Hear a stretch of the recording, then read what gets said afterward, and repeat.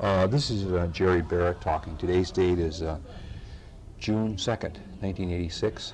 I'm interviewing Marv Amos at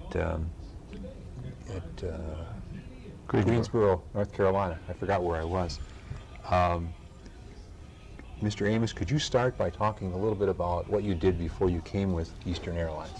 Okay, quickly to summarize, I started in the personnel area with RCA, stayed there a year, and this was after the Korean conflict. I was fortunate enough to get into World War II and then get called back for the Korean conflict, but went back to Europe as sort of a paid vacation. But when I got out, I went to Florida for a period of time to just, in fact, for a year and a half, and then I got a call from RCA, and I went to work for them in the personnel training area.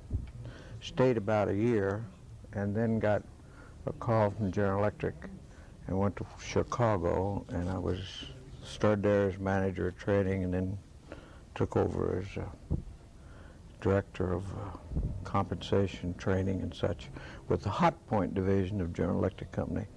And it was during the period of time that General Electric Company was coming in to take over Hot Point. They had always owned them, which I didn't know.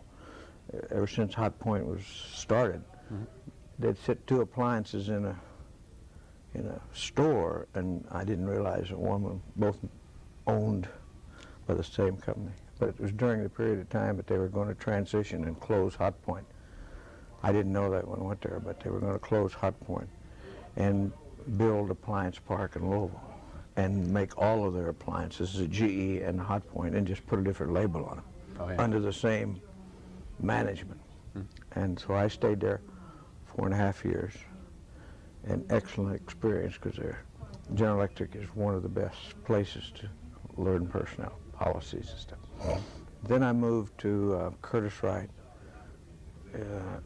in New Jersey, Woodbridge, and I went to work there with what used to be the old engine division during World War II, World War II. And I went in there as assistant to the president and director of they call it industrial relations, which is personnel and labor. And it was during the period of time that they were making, most of it was government work. They unfortunately never got a contract to build a jet engines. They thought they was going to get it, but they never got one. And it was a good company, but really grew up to be a very, very large company during World War II.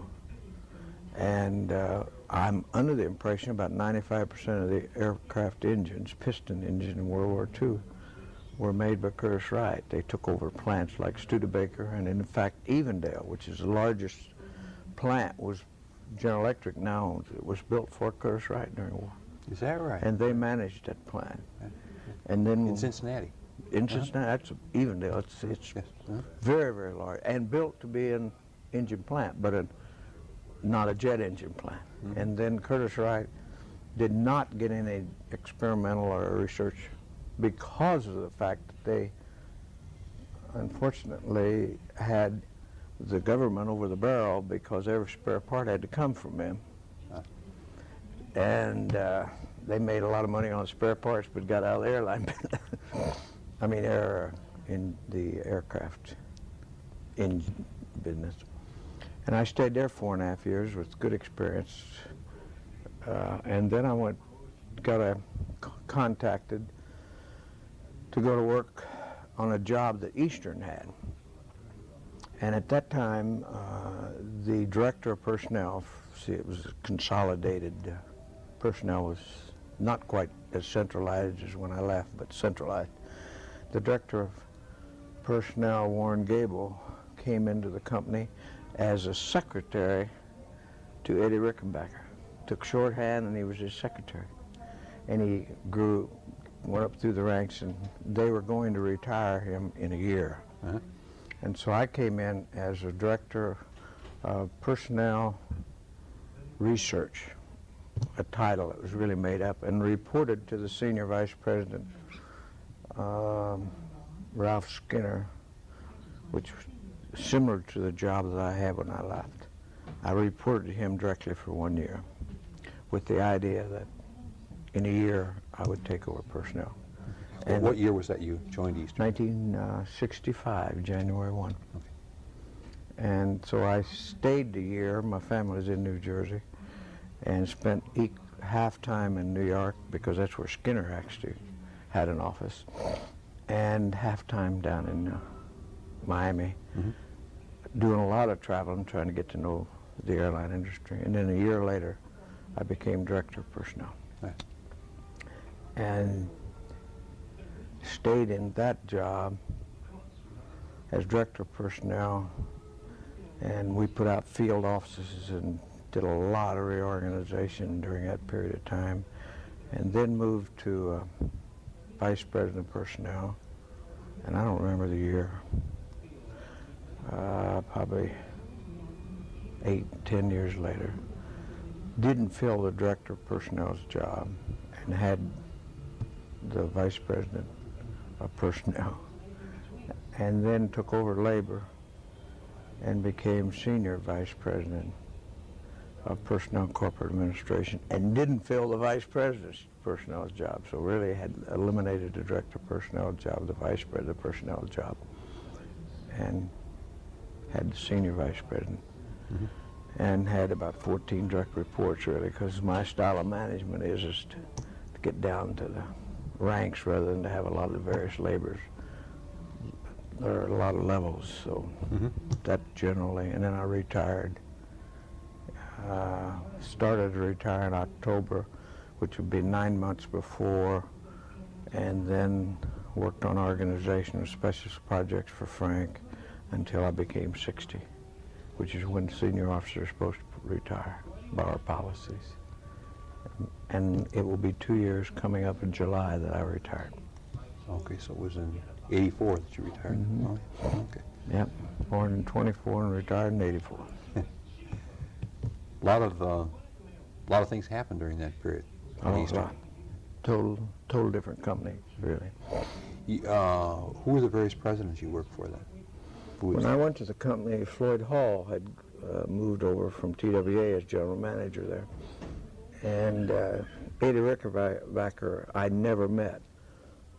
But as you know, he passed away in England, and the only part I had was that he did come back on the base, and we honored him when they brought his body back. But he was gone. Floyd Hall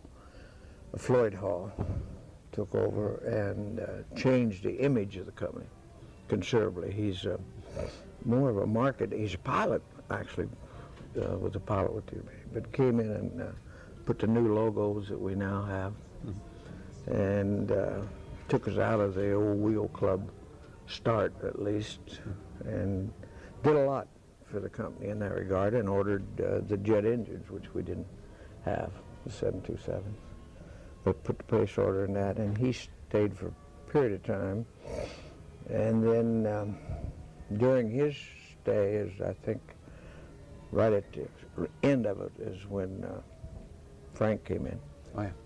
As executive.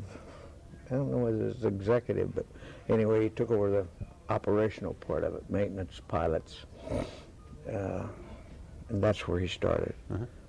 And then Hall left, and Sam Higginbottom, who used to be maintenance vice president, took over the company for a period, I think probably 2 years or maybe 2.5 years, I'm not positive. And then Frank moved up and became president. And now we did have a presidency, but that worked for Lewis was president for a period of time, but he was never the top man. Hall was really the top man during the period of time. Hall was, I think, a top man for a short period of time when Higginbottom was there, and then left, and I think Higginbottom had it by himself for a period of time.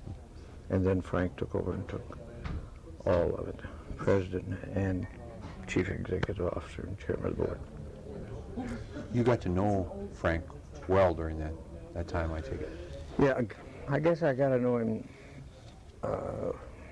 the best when we were reorganizing the company. He made a decision that probably should have been made 10 years before to eliminate the New York office. And at that time, there was a feeling that you couldn't run a company the size of Eastern without being in New York City. And that was a myth, but that's what everyone thought. It's not true. So we really went to work to try to consolidate, because it was very, very expensive, in that all the senior officers had 2 offices and 2 secretaries, one in New York and one there. And if you reported to a senior officer or one level before, you spent most of your time trying to find out where he was and get with him. And it was hard to manage that time. It was hard for Frank and everyone else. So one of the best decisions I think he ever made was consolidating the offices. The second one, I think, was probably ordering the jet, the 300 at such a good price.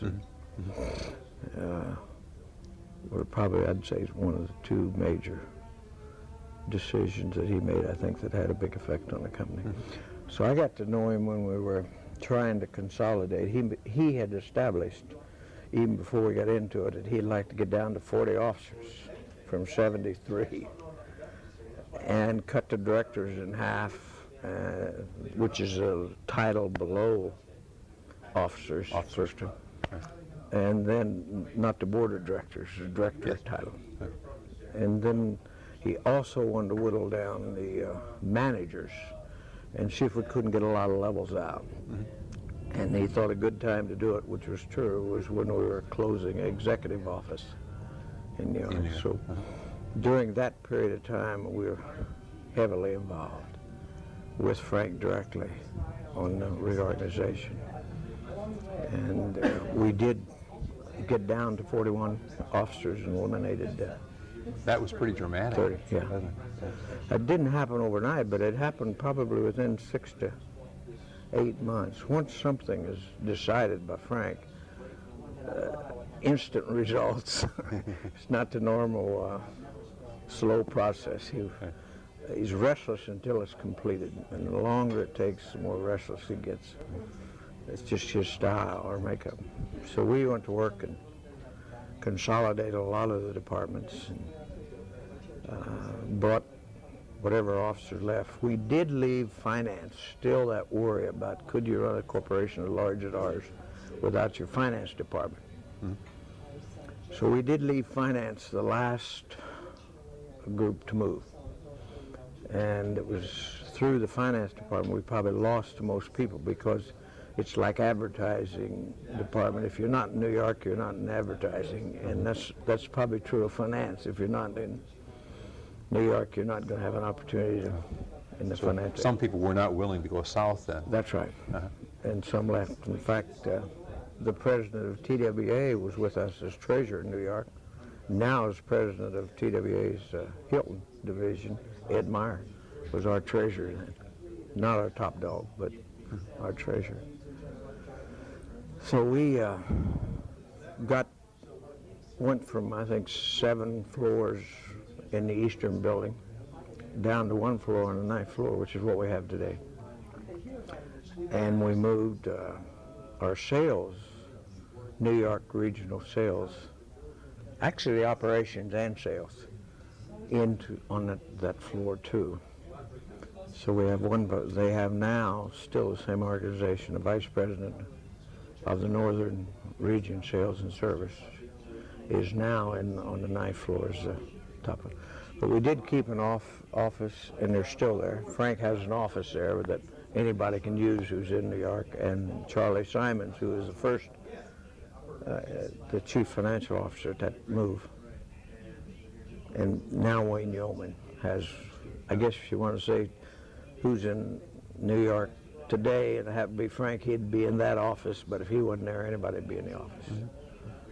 And that's probably one of the smartest moves we made. It put us all together to where we should be in Miami.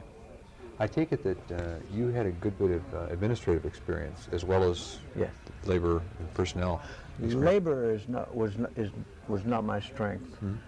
I didn't have labor at RCA. I didn't have it at General Electric.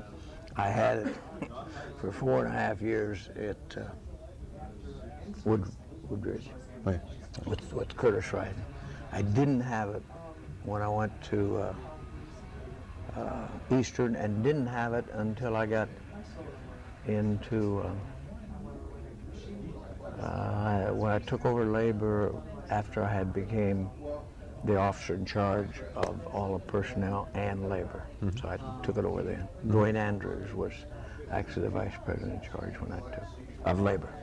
I see. Oh. We sort of had parallel for a period of time, but a very short period, and then put it together. I didn't really, labor's not my love. Okay. Okay. So I was wondering whether Frank Borman depended on you somewhat during this reorganization for some of the ideas about how to pull that off. I think totally on that. I think that was one of the things that I seemed to be most pleased with was reorganization. Reorganization and organization and compensation, if you have to list your strengths, would be mine. And the structure that we set up way back then is still the structure that they're operating on today, basically. Yes. And the salary structure that they now have, I think, is the same one that we put in some years ago. Oh, yeah. So administratively and then those two areas, that's probably my strength. Okay.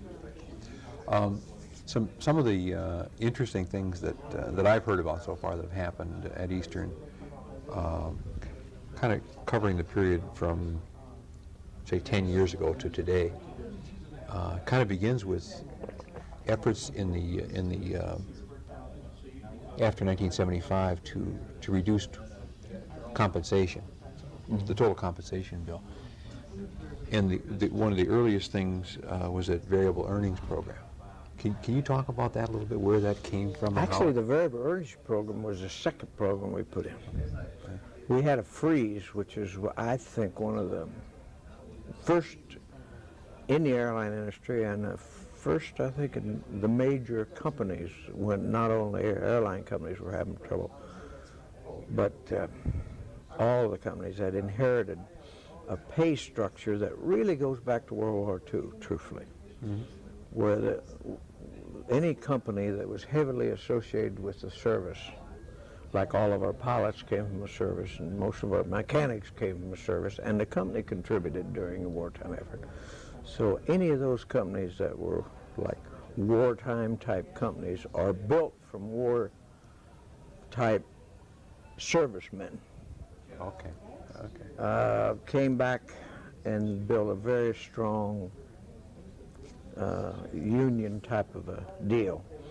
And that's, I think, any of those companies that Curtis Wright was one, that had that problem.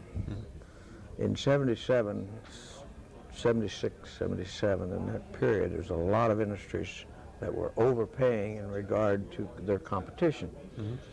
And as a new upstarts, whether it was deregulation or not deregulation, had a big gap between their pay structure and the one that we had inherited. So in 77, we were having our financial problems, and we were able to get all of our employees to give up their increase for the year. And I think they were due about a 8% increase. So the pilots, the IM, and our agents, the non-contract group, which always consists about half of your people, we had them to vote, which I think is the first to have non-contract people vote as to whether they wanted to give up or not. And they're still carrying that forward now.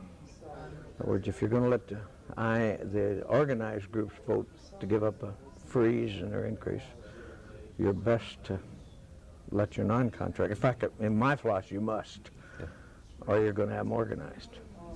Yes. Yes. So we spent a lot of time Frank leading it, but we went around and made speeches after speeches and charts after charts. And it was during that period of time that he put out a general policy that said twice a year an officer would go to each location. Like I was actually here during that period one time, not knowing I'd end up living close to you. But you'd come up, we'd had slides, and we'd talk to all employees together, not separate. And it was through that system that was already in existence that we went out and sold the freeze in '77. Right. And what happened is that instead of you getting an 8% increase for that total year, we withheld it. And that gave us the use of the money for that year. And then at the end of the year, we reinstated that 8%. Not a back, didn't pay you back, but your salary would be increased 8%. And then we would go forward with whatever other increases that you were entitled to, either by contract or by our compensation program for the non-contract. So that was really the first, I think, good overall labor relations personnel program that a large companies, I don't know of any that got a full year freeze to use the people's money. And then from that, we more than got over that instantly. And then we went into the selling process of the VEP. We really started it prior to the end of the year. Spent about 3 months communicating so that we could, in giving back this year's freeze, we didn't feel that we wanted to give it all back. Yes. Yeah. And we went out and got to 3.5% variable earnings program. And I think that was somewhat of a first, and it was for 5 years. If we made X amount of dollars, then we would pay back a percentage. And over the 5-year period, I'm under the impression that we gave close to 58% of the money back. Oh, yeah. None one year and maybe some back the next year. But it's my feeling that during that 5 years we were beginning to turn the company. And I'm not sure, deregulation came in, was it 79 or 78? During that period of time, and things then got fairly tough, but we did have that 5-year program of all employees, which you could choose to take stock or had various options, but it's a fairly good program and worked. Where did that idea come from for the variable earnings? Do you recall that? I think, I'm not sure if there's anyone that had the total gem, but I think that we were, Frank, myself, and I think probably some finance people and everything were just shooting the breeze of, we can't get another freeze. We can't. What can we do to get the people more involved in our problems? And the best way to get them involved is to relate getting their money back or not getting it back based upon profit. And during that 5 years, I think we made a lot of progress, although it didn't seem to show, but you had to know how tough it was before we started it in getting anything. So it was during that 5-year transition where we spent more time communicating and visiting, and they were a part of the profit of the company, as to whether they'd get their money back or not, that we started what, I guess, the employee involvement, but not the official program that they now have, but which I'm not in favor of. But The one they now have, you're not in favor of? I'm not in favor of an outside consultant coming in and trying to make union officials and managers change their style of management. I think you have to do that within. Probably, Frank, a lot of other people wouldn't agree with that, but in my opinion, we've now got too much management by the union through that type of a program. And I don't think the program's alive very much today, which is a good indication that it sure didn't accomplish much, because we don't have the IM in the program this year. And we did get some benefits, but I think employee involvement has to come about like the VEP program. Rather than a formalized structure and an organization called people involvements and special committees and all this type of thing, because you never get rid of them. And all it does is allow organized groups to take their political people and put them on non-working status by putting them on a committee. And so you tend to attract the hard-nosed union officials when you organize it in that type of a fashion. Okay. Rather than the normal employees who happen to be organized. So I think that period of 5 years was a good period. And had deregulation not come, it would have been a total different company, because we were way ahead of the other airline companies in dealing with their employees. Oh, yeah. Because there's a lot of airline companies haven't yet got a freeze. They did, but a long time after we got our freeze in '77. And a long time after we got the VEP. So if deregulation hadn't come along right at that time, We would have been a leader. oh, isn't that? We had been a winner. Because we happened to start first. We'd made our organizational moves and cut. You can't go to the employees and ask for any money when they think you're overstructured. You got to clean your structure up. Right.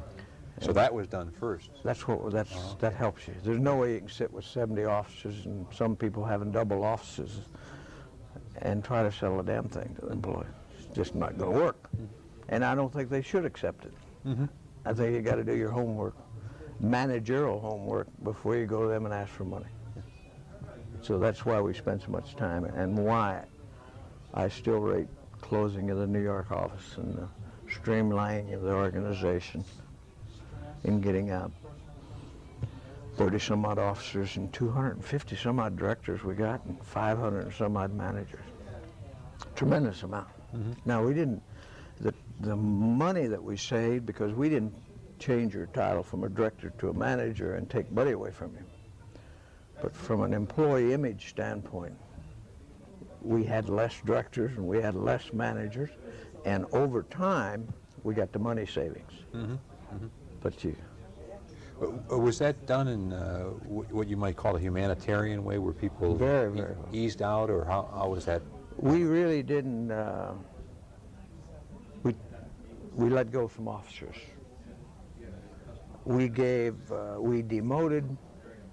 I don't think we fired anyone that was a director or a manager and said, now you're out on the street. We offered them another position, didn't cut their pay, and but hurt their status. And maybe their promotional opportunities down the road. So it's very much a humanitarian type of an approach. No question about that. You can't succeed by not doing it that way. Yes. Because you're going to have to live with their friends. Yes. Even though you may fire someone, he's got 10 friends who's going to be with you for a long period of time. Got to take that into account. Yeah, Certainly. you can't. We did. There was no one we walked up and said, you're fired. We had people that didn't care to move to a new city, didn't care to be demoted, but that was their choice. Yes, but they were given a choice. In fact. And we took care of them when they left the company. We didn't treat them as a normal person that would walk in and say, I don't want to move, I'm quitting. Because in fact, that's what they did. One of the things I've heard in connection with the employee involvement program is that historically Eastern has had a management style that is very hard-nosed. Would you characterize it that way? That there was a need for them being a little bit more involving employees a little bit more, and that's why it was so much needed at Eastern. Would you characterize that it that way or not? And I think that some of it goes back to Rickenbacker, that idea that he was that style. He's very tough, hard-nosed type. He is really not any tougher than Frank. Frank is very tough And I think the reason that we have been labeled as sort of a hard-nosed type of a company, even though we were out communicating more than anyone else, and even though we were involving the employees more than any other company, is the fact that Frank becomes very personally involved with the employees. And he's like an Arnold Palmer. You know, he's got a charisma that draws people. They relate him coming out and meeting and walking out on the ramp and meets everybody. If he were to come to Greensboro today, he made no difference where he was going to speak. He'd be out on the rank shaking hands with all the employees before he went to his other meeting. It's just the way it is. He enjoys it, and with his astronaut, the employees enjoyed it. Mm-hmm. Oh, yes. Because he's sort of an American hero. Yes. And you don't get to shake hands with many of them. So he had two things going: his personality, which lend to a charisma. So what happens is that when you get that closely involved as a chief executive officer, and I'm not saying this critical, it's just a style. I would not do it that way. So what I didn't say the style. He became very close, either by phone or by visits with the labor leaders, and that makes it very tough, because he talks to them like you and I are talking, very friendly, and so does labor relations people. But the minute you've got a problem, they think they've got a friend in Frank Borman, and they do, but it makes it very tough for you to sit down and negotiate around a table when they've spent an evening with Frank Borman or a 2-hour discussion with Frank Borman directly. Okay. And in the labor area, and in any employee, you want to go as high as you can go. And as long as you get to know by the labor rep, and they know the manager in charge, they're going there. And if they know the vice president, they're going there. If they know the senior officer, they're going there. And they're going to go to Frank. Okay. So it makes it very tough. And so when they would go to Frank, and he would say no,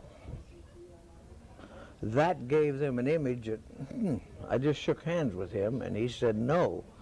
And he's sort of hard-nosed, except when he wants to say hello to us. And I think it all relates to his personal involvement with all groups of employees in a friendly way. Okay. And then when they want a 10% increase and we don't give it to them down below, and when they go to him, he doesn't either, they relate to management being hard-nosed. Oh, okay. That's the only way I can. Okay. It's almost as if they're surprised and disappointed that he would say no after being so friendly. Oh, Yeah. okay. And it's hard for him to say no, by the way. Mhm. It doesn't come easy. Okay. Yeah. Yeah. I've heard him described as being pro-employee. That is to say, he's very favorable toward him. He is, but it's very hard to be that close with employees. I think he's the only individual, one of the few chief executive officers that you could walk to a filling station at 10 miles away from the airport, and he'd know who the president of the airline was, because some employee said, I just talked to Frank Borman, and I think he'd go to American Airlines and all the rest of the large companies, and they had never seen their chief executive officer, didn't know his name. And by the way, you go to the press in most cases, and they wouldn't know. Mm-hmm. But they'd know Frank Borman was head of Eastern Airlines because of the astronaut area and the type of guy he is. Yeah. He lives rather modestly, too. Very, very modestly. He is not a typical senior executive. Mm-hmm. He didn't grow up in the structure of coming up from director to manager, and from his status in the service. he just sort of transitioned into the executive life, but isn't a typical executive from the style of living. He's not impressed with the title,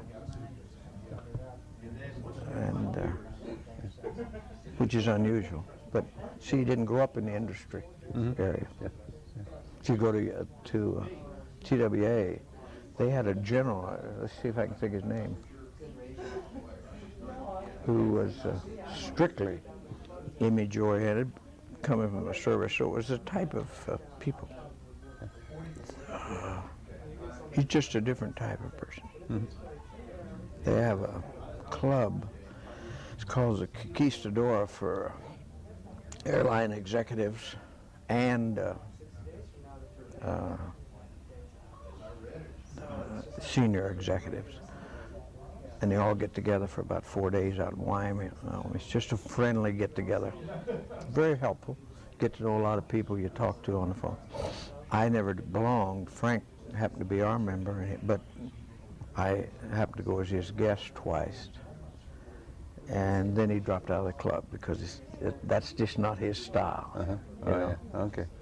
Yeah. That says a lot, doesn't it? Yeah. It's not his style. He really didn't care to go out. And he went a couple of years to it. He went more than 2 years. I went with him twice, but he didn't have to have that and prefer not to have it. When deregulation happened in the late 70s, you already referred to that as what a big impact that was on the recovery of the company, really. Were you surprised at how extensive the impact was?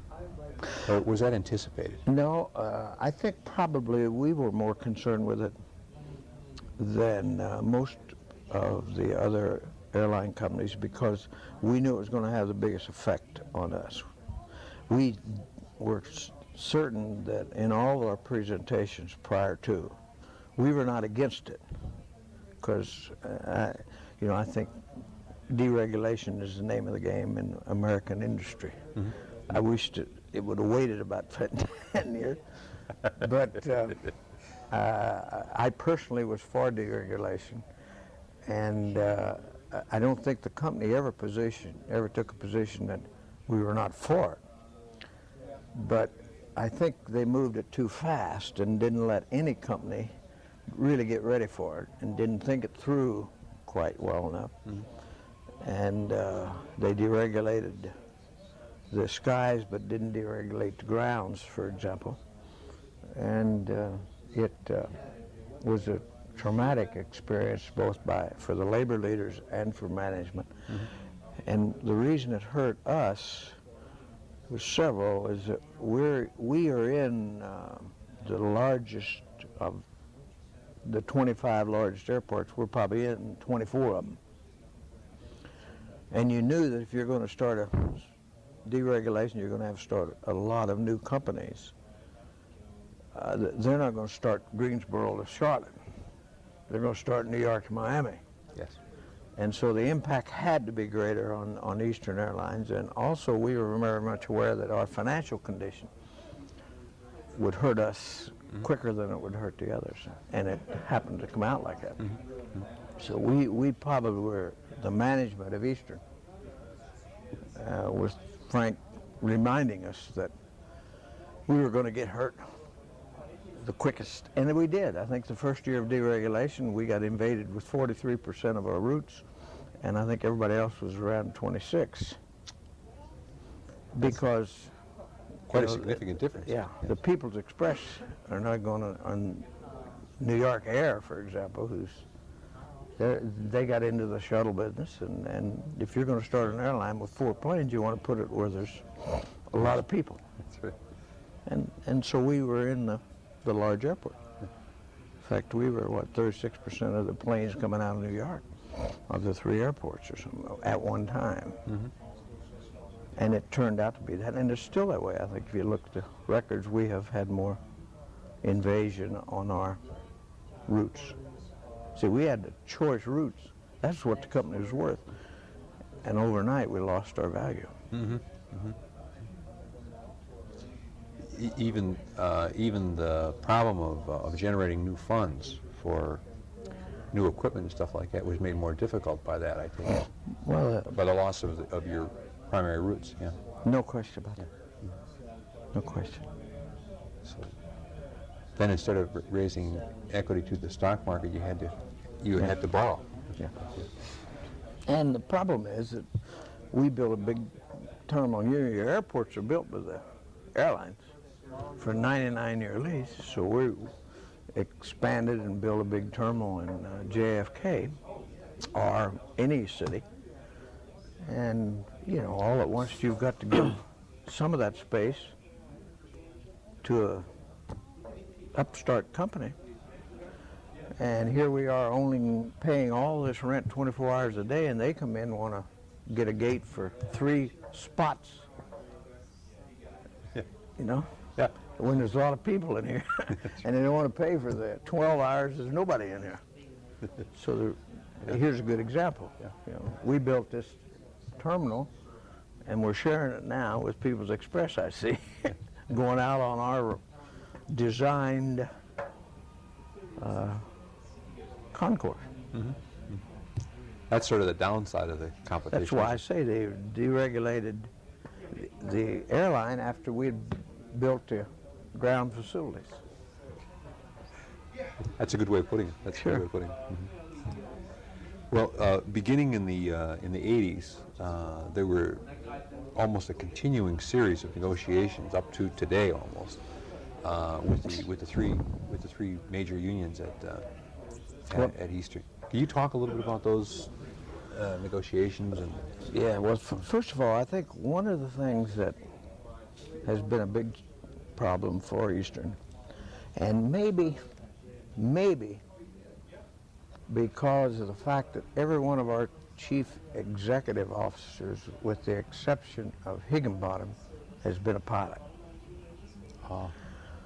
And I tend to feel that the pilots have used my co-pilot to an advantage, because our pilots are probably the finest pilots on an individual of 1 to 2, and you put 3 together and they're a different character.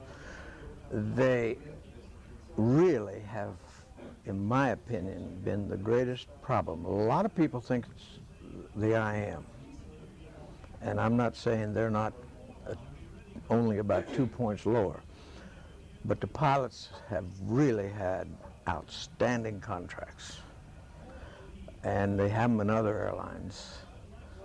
But I think that they have been the toughest, they're the most professional. They know they got you over the barrel, because you can always get a mechanic very quickly, but you can't get a pilot very quickly. And they're our biggest expense, particularly to Eastern Airlines when we were growing into the jet fleet faster than probably most airlines. And that is very, very expensive to do when you have a pilot contract like we have. And it's not a lot different from the other airlines, but it affected us worse, because when we would bring one new 727 in, we had to train and train and train probably X number of crews as they move up.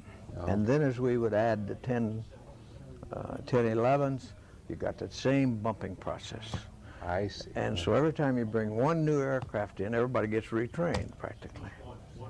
And then at that time also, which was just a matter of unfortunate, that the World War II pilots started leaving us.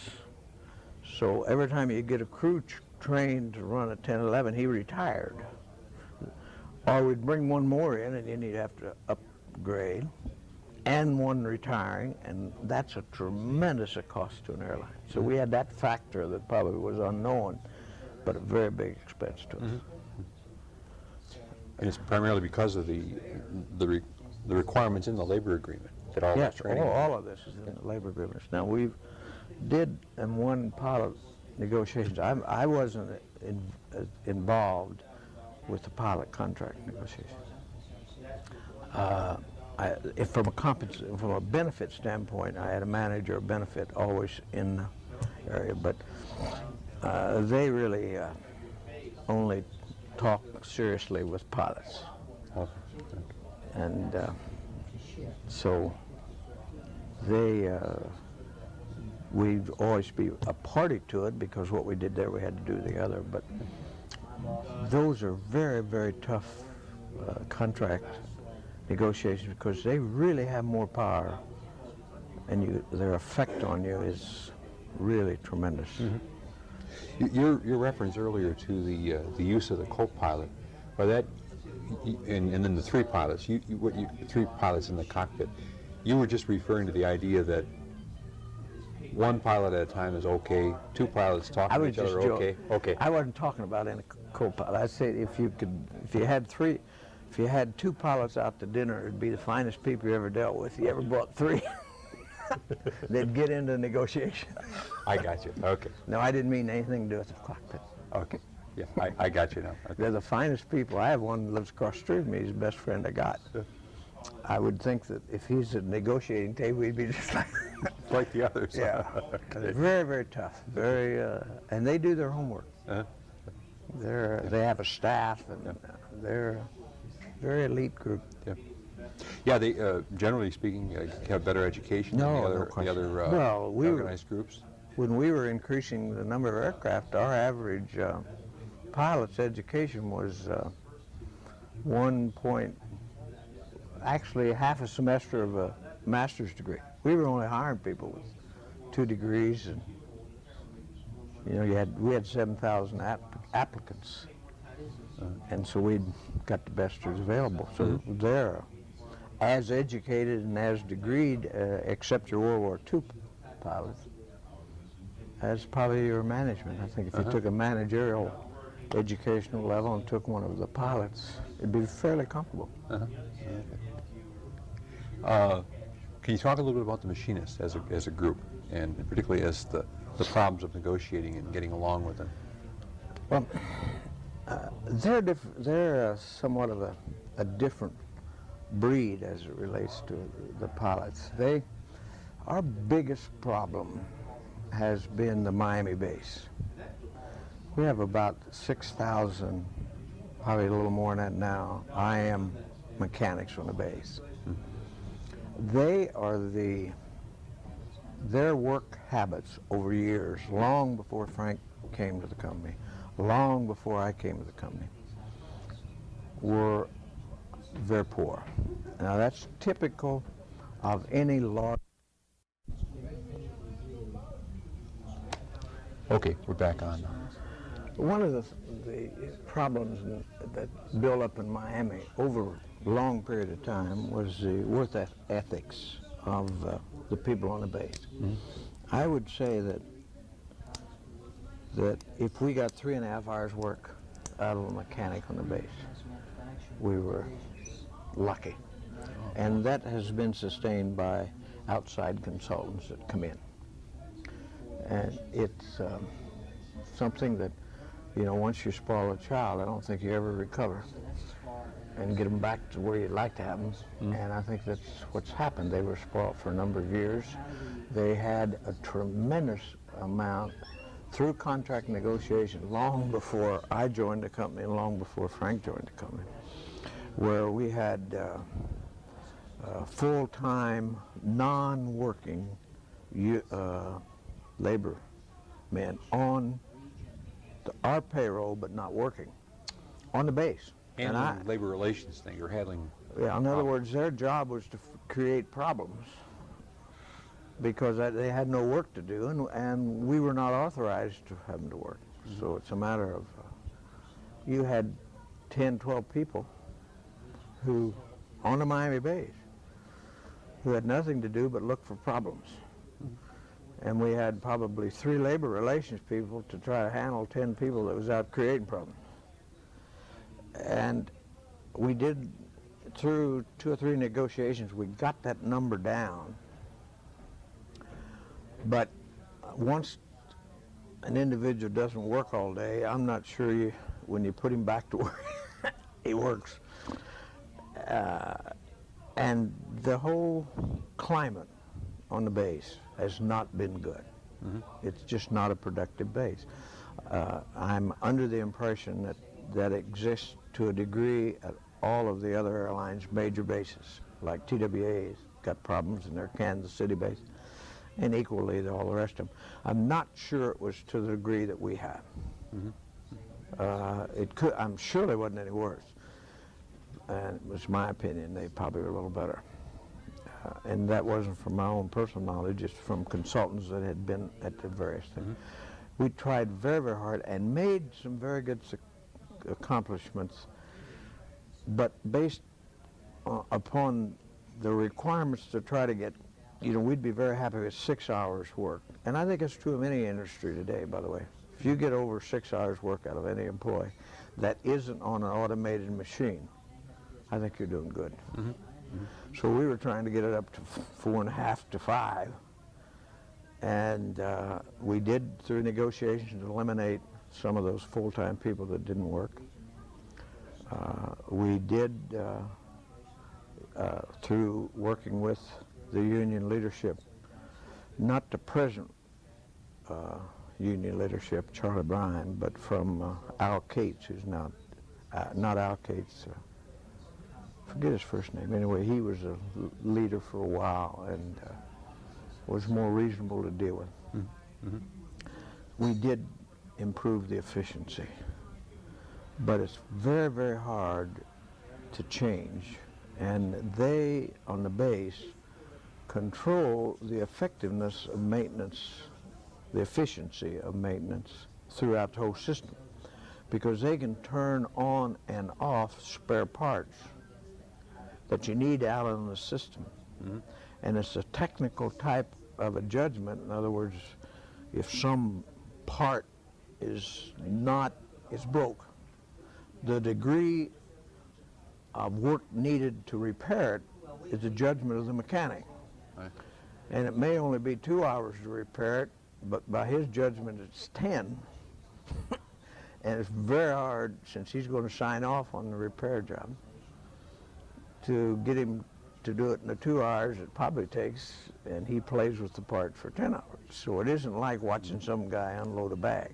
Okay, yeah, quite different. Yeah, Very and so technical. they can really control, and if you start putting too much pressure on them, like eliminating coffee breaks that we did one time, which is a waste of time and effort and cleanup time and numerous habits that they had, within about a month you'll see the results of that in that your inventory of parts available to the line is not as good as it used to be. And they'll do that during preparation for negotiations. Oh, okay.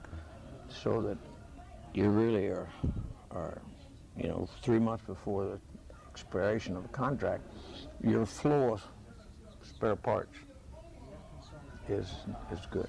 I think if you were going to start a new airline,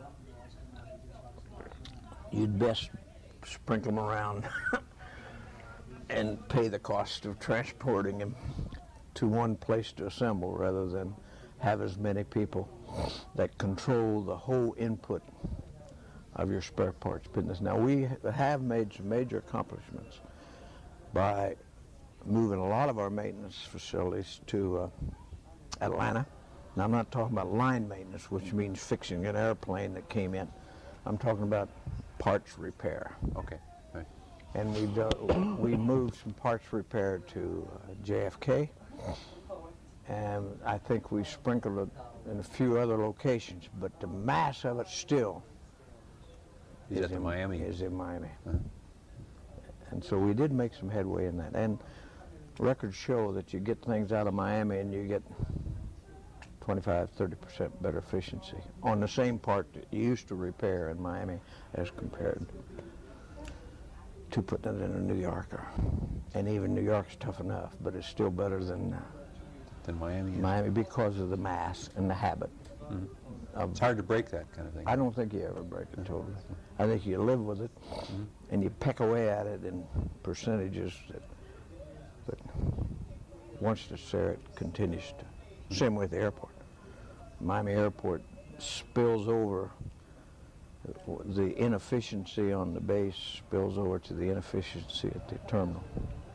Oh, is that right? The baggage handling and I think passenger handling? they see what happens, or they know what happens over there, and cleaners are shoved back and forth, and maintenance definitely are shoved back and forth. Aircraft cleaners can go from the base, clean an aircraft over on the base, and also clean it over on the terminal, so they relate one to the other. Mm-hmm.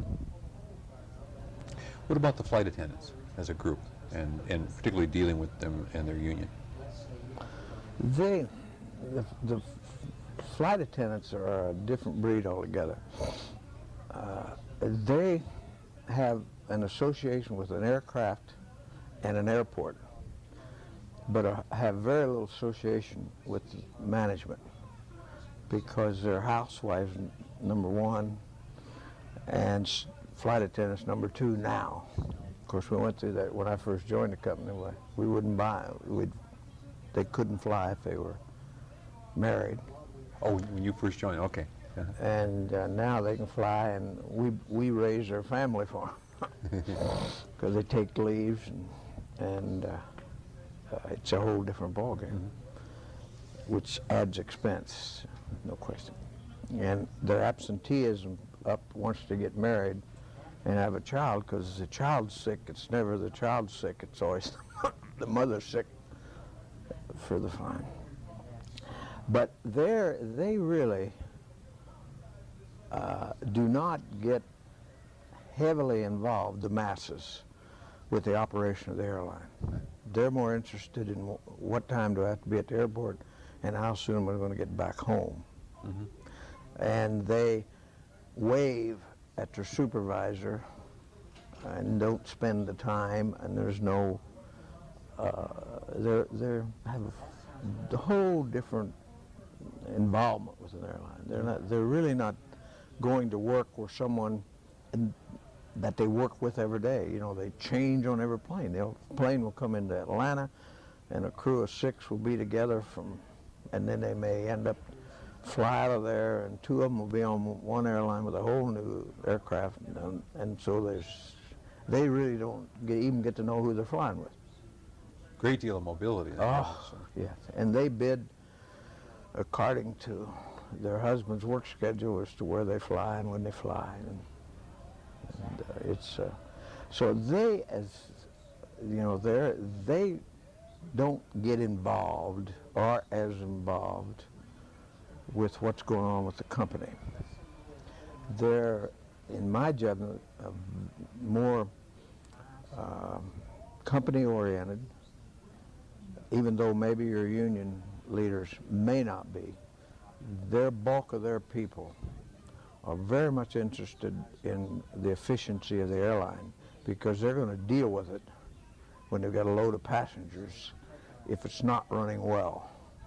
And so they're more interested in a good operation than any other group of person, because they're the ones that have them sitting there on the airplane waiting to take off. Oh, okay. The second group is your agents here at the counter have to experience it, but their experience is more on a total cancellation, some on a delay.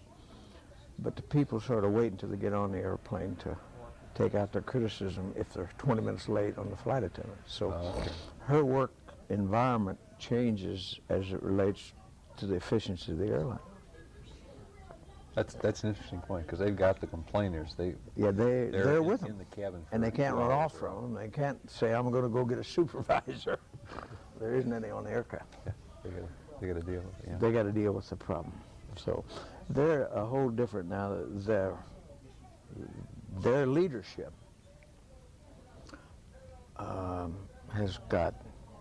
they're very tough to deal with. These the flight attendants become very, very spoiled in their time off, in their schedules, and they're more interested in how many days they can get off and the leave time and that type of arrangements, so that because it's a secondary type of involvement, really.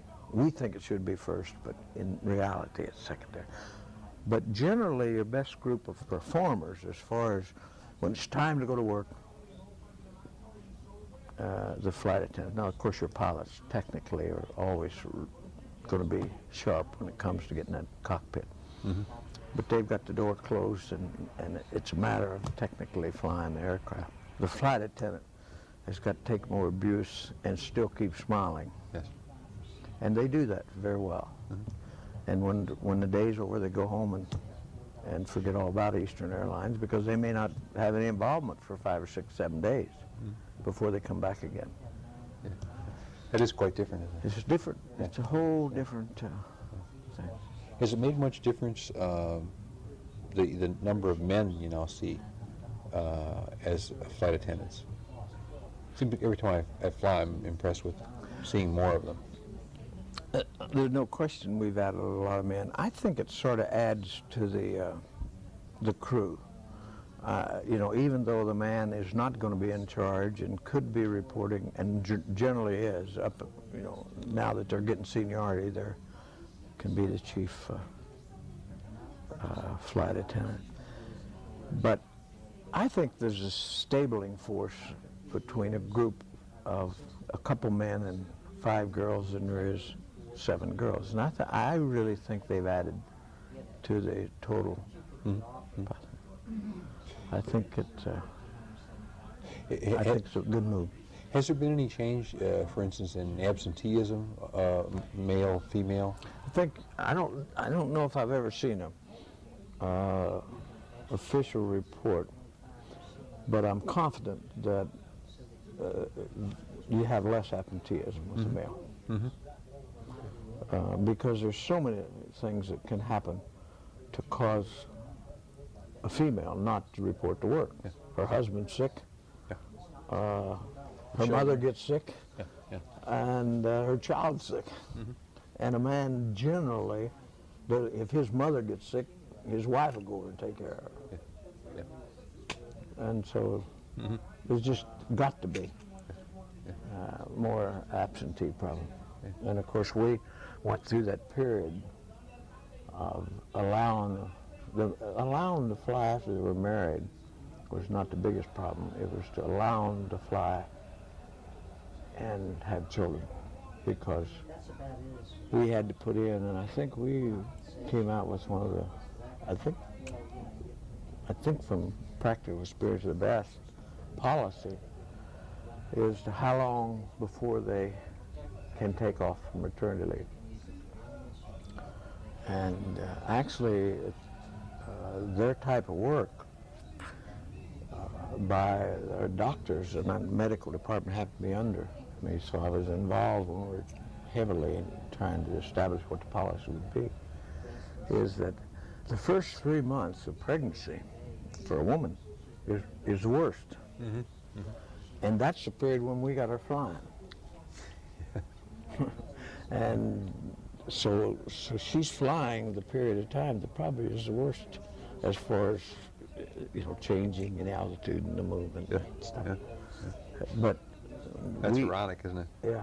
Yeah. We let them, now we have, the only way to win it was we have smocks or different uniform for them to put on and let them stay up until, I really don't recall, but I think it's maybe to the start of the 7th month. I'm not sure. It's in the policy. Mm-hmm. And then we asked them to get off, and that's never been a major problem, because by that time the husband would like to have them off. Mm-hmm. So would her mother, and so would everybody else. So it's you know, when we first put it in, everybody began to say, well, they won't get off, and there's nothing substantiated that says it's any worse after the 8th month. But I think they're still enforcing it, and I think it's still in. We had a lot of uproar when we put it in, but not by the people that were 7 months, just the union officials and everybody saying. But when it gets to the practical case, if your wife was flying after 7 months, you'd have some concerns. Yes, yeah, I think that's true. And so it was a problem that didn't really exist, except maybe in 1 or 2 cases. And I think we're still implementing that program. Mm-hmm. And then we give them an extra 3 months after, and then we'll give them a leave time 3 months. Now, we don't pay for that. But there's a certain period of that is sick leave. There is some? Mm-hmm. Some period, but a minor thing. Yeah. Generally, they don't have enough sick leave to have it anyway. It's used up pretty well. The placing of union representatives on the board of directors. Can you talk a little bit about that? How it came about and how you feel about it? Well, what you got to remember, it came about more from our history than our desire to do it. But when you're dealing with the employees and giving us money in '77, give us money for 5 years. At the end of the 5 years, we still were having considerable problems because that was right in the heart of deregulation. And you want to remember that Frank and most of the senior management that were there during that period of time inherited a company that had a very poor fleet of aircraft and a very poor image of a company, the Wheel Club. And in order to increase the number of aircraft, as Frank did, the employees don't relate to going out and buying all these new aircraft. They relate it that if I don't have the money to buy a car, I don't want to buy we shouldn't buy the car. Mm-hmm. Well, it doesn't really, that's not a good comparison, but that's the way they compare. That's the first question you get. You know, if we don't have the money, why are you buying aircraft? And you can answer it 1,000 times and they'll never understand it.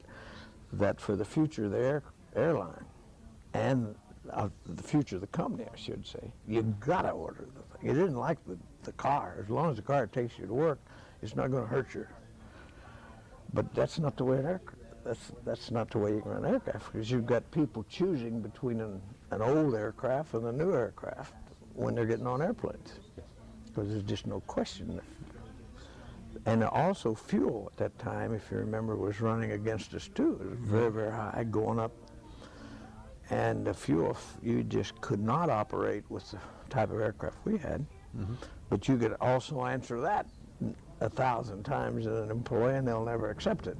So it was that type of always being in a problem. And from '77, we begged them into a freeze. For 5 years, we had them under the VEP. And before we ended the VEP, 6 months before, we started on the next program,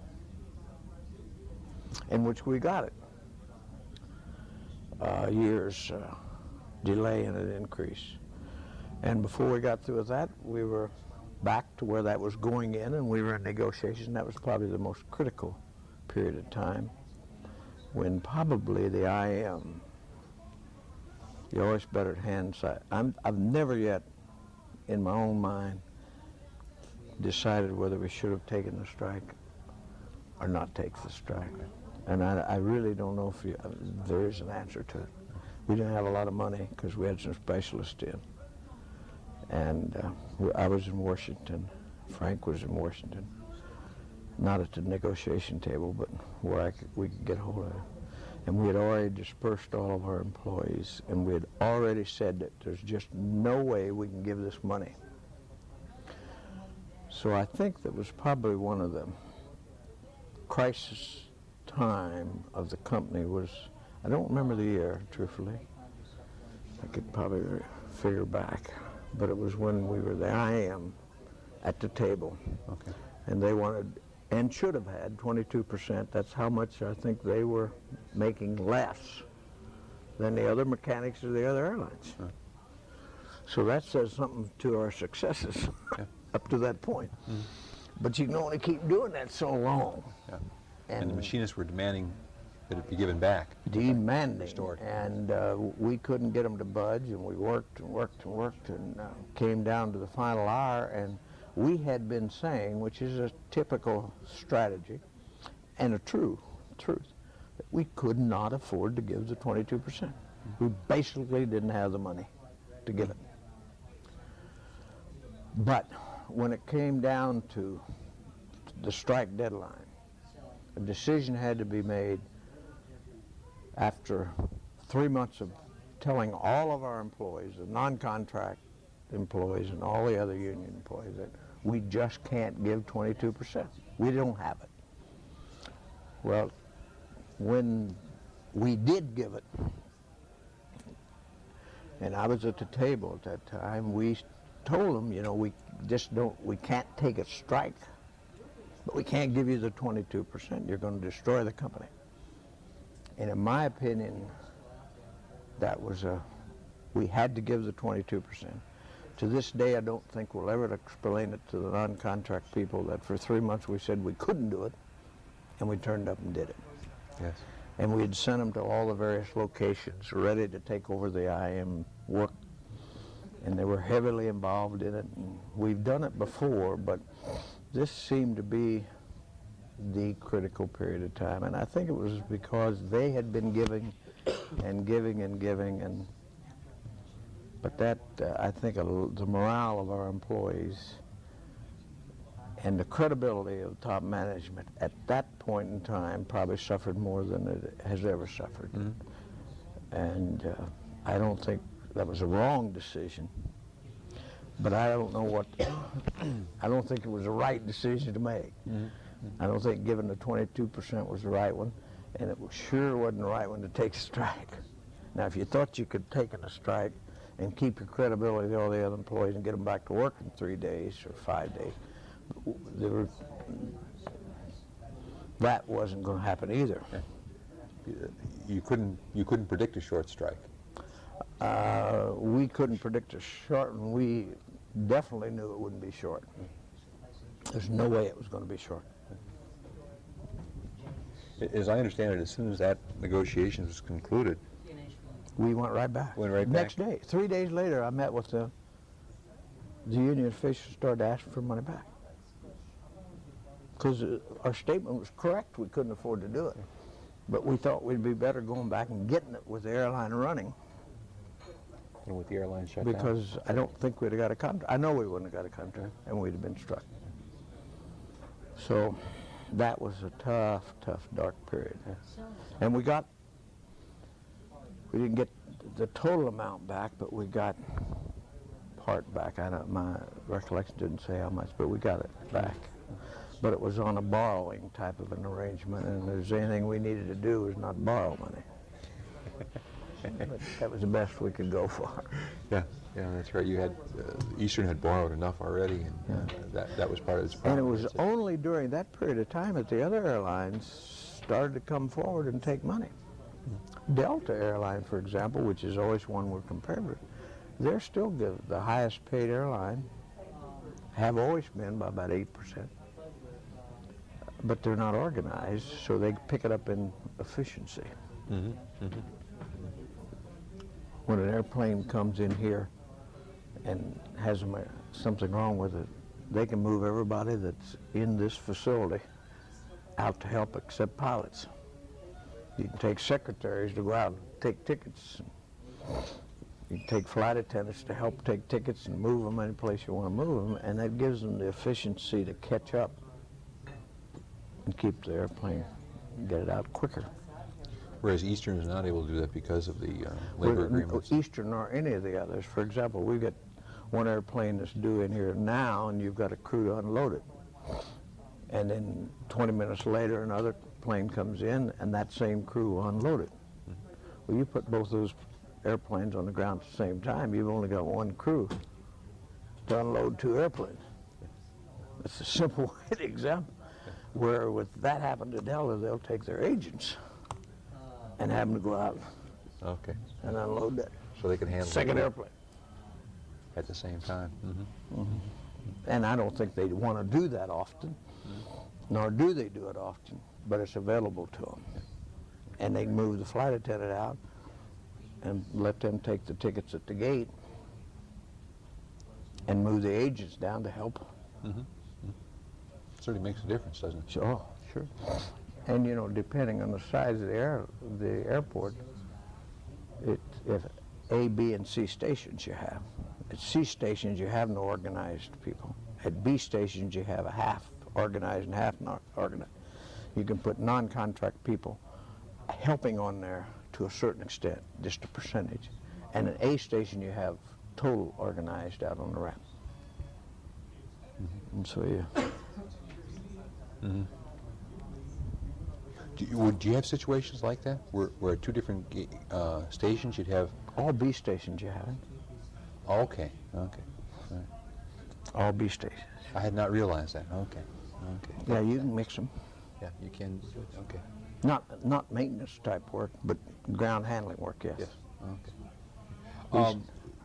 Did you have anything more to say about, or you were starting to lead into talking about putting union officials on the board of directors, I guess in connection with the with that negotiations Yes, where the machinists would not agree to the 23%. Well, I think it's important that when you realize that union officials have a hard time, even if they want to give us money. So you got to put yourself in their situation. That's not their role to give money back to the company. That's right. That's just a reverse. Yeah, that's not why they were elected. No, that's not, and that's not going to help them get elected again. Yes. So you're putting it. It's just tough on them to give it back, even if they want to. But they have a responsibility for the success of the company. But that's very hard to sell. But after you've been from '77 a freeze and then a 5-year program and then another give back and then this strike period, you really had the union officials under the gun playing a reverse role and listening to a reverse role, and their employees getting stuff from us all the time that we're going broke. At some point in time, the employees wonder if they've got the right management. At some point in time, we ought to give enough to get management ought to be able to get this thing straightened out. But they don't realize all of the elements that go up to make keeping their line afloat. And one of them is, and another thing I want to keep emphasizing, that when they see new airplanes coming in during a period of time, they just don't relate it. I don't care how you say it, it's They just relate, not there. as you said, to their family budget. And so from that type of trying to convince the union leaders and then trying to get enough data to the employees that we need the money, it was through that cycle that a decision was made to put them on the board.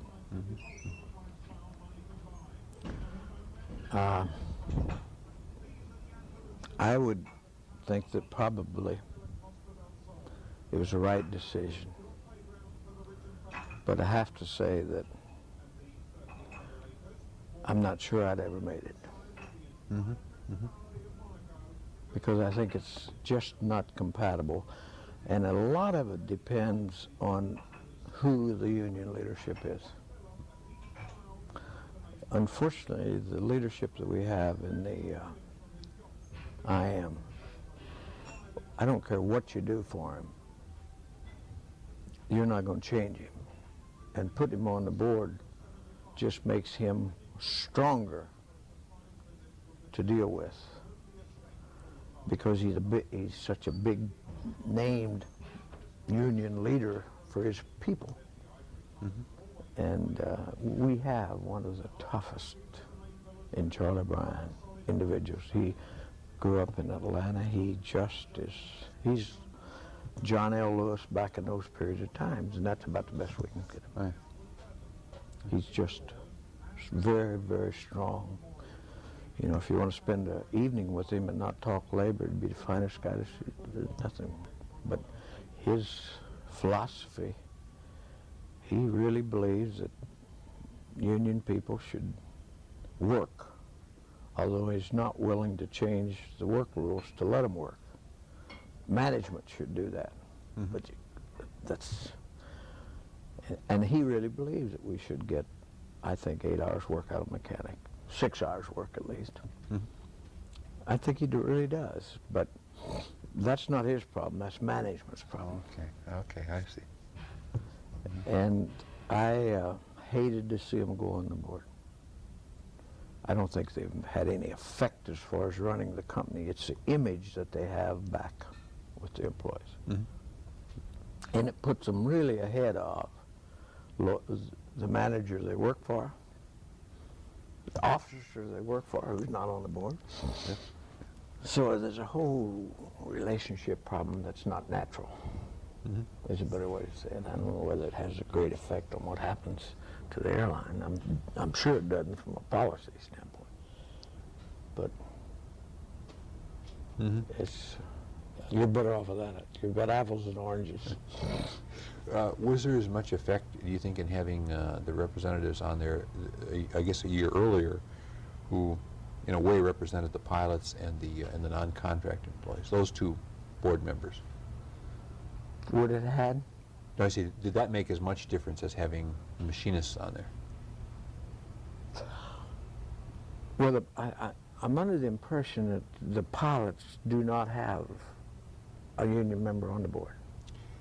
You're right. It is not a union member, No, but they have a representative. Yes, that's but right. he's a businessman. Yes. So that's quite different. Okay. Okay. And I think the pilots are smart enough to know that you can't wear two hats. Mm-hmm. And so they went out and got a hat to sit there and form rather than to put someone under the gun. So I think the approach that they took and the non-management took is effective, particularly if you're a union leader, than it would be to have the flight attendant and the IM as an actual representative. Yes. Yes. Yeah. I think you've got those two people wearing two different hats. Yes. And it's an impossibility. Mm-hmm. So I think if you do it, you should do it the way the pilots and the if you have to do it at all. Mm-hmm. You mentioned earlier having the non-contract employees vote on the freeze back in '77. They voted on everything that related to wages since that we've ever taken from them. That's really an innovative thing. Yeah, it's the first time. And I think I'm stronger for that than Frank was. Okay. But he wouldn't have had to fought with the union, the non-contract, and I sure would. And I still think it was, I hope we're still doing it. Yeah. I don't think they should ever stop doing it. Yeah. Now, because you're always going to get to vote, in my opinion. And boy, it's awful nice when you say you can vote for it. Yeah. And we Rather than having it imposed on you. I mean, I would never support that. how did you actually arrange that? Did you allow them to choose? We just put a card out. We sent them letters just like the union does and says, here's what we're going to do. It's just like a contract. Mm-hmm. And said, here's what you're voting for, and here's what the cost will be, and here's the whole program, and you check if you're in favor or not in favor. And it was sealed, and we selected each time a group of employees to count the ballots. We'd get so many we may have had a representative from Greensboro, and we'd have someone in the management ranks and someone in the secretarial ranks and the agent ranks and all the different occupations. We'd get about 12 of them together, and they'd elect a chairman, and the votes would go into a box at the post office, and that committee had a key to the box and go pick up the votes and count them. It was very, very much above We board. stayed, No, yeah. Huh. we in management stayed totally out of it. Now, we had one management person representing management On the committee. on the committee, but we didn't, he was no more than any other representative on there. Mm-hmm. And it's still done that way. That's some real employee involvement, isn't it? Yeah, and to me, that's where it ought to be. That's between management and You talked a little bit about the employee involvement thing. As I understand, some of the help for that and advice came from Boeing. well, it did. But it came about in a different situation. Boeing had this employee involvement, but they basically put it in, through their management. We put it in through our management with the help of an outside consulting firm. Mm-hmm. And Boeing really put most of their management people through the program or got them indoctrinated into the program before they implemented the program. Right. We educated various levels prior to, at the same time. And that's, I guess, is successful.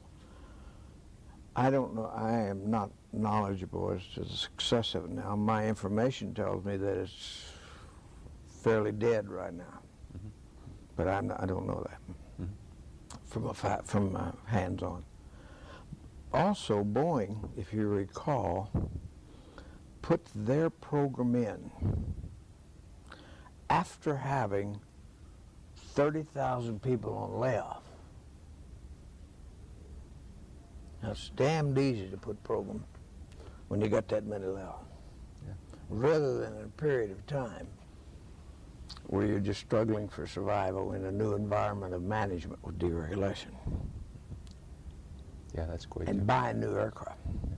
And what they did is that when they went into making the 727, they put a 727 program together where it was a team, and I am building a new product.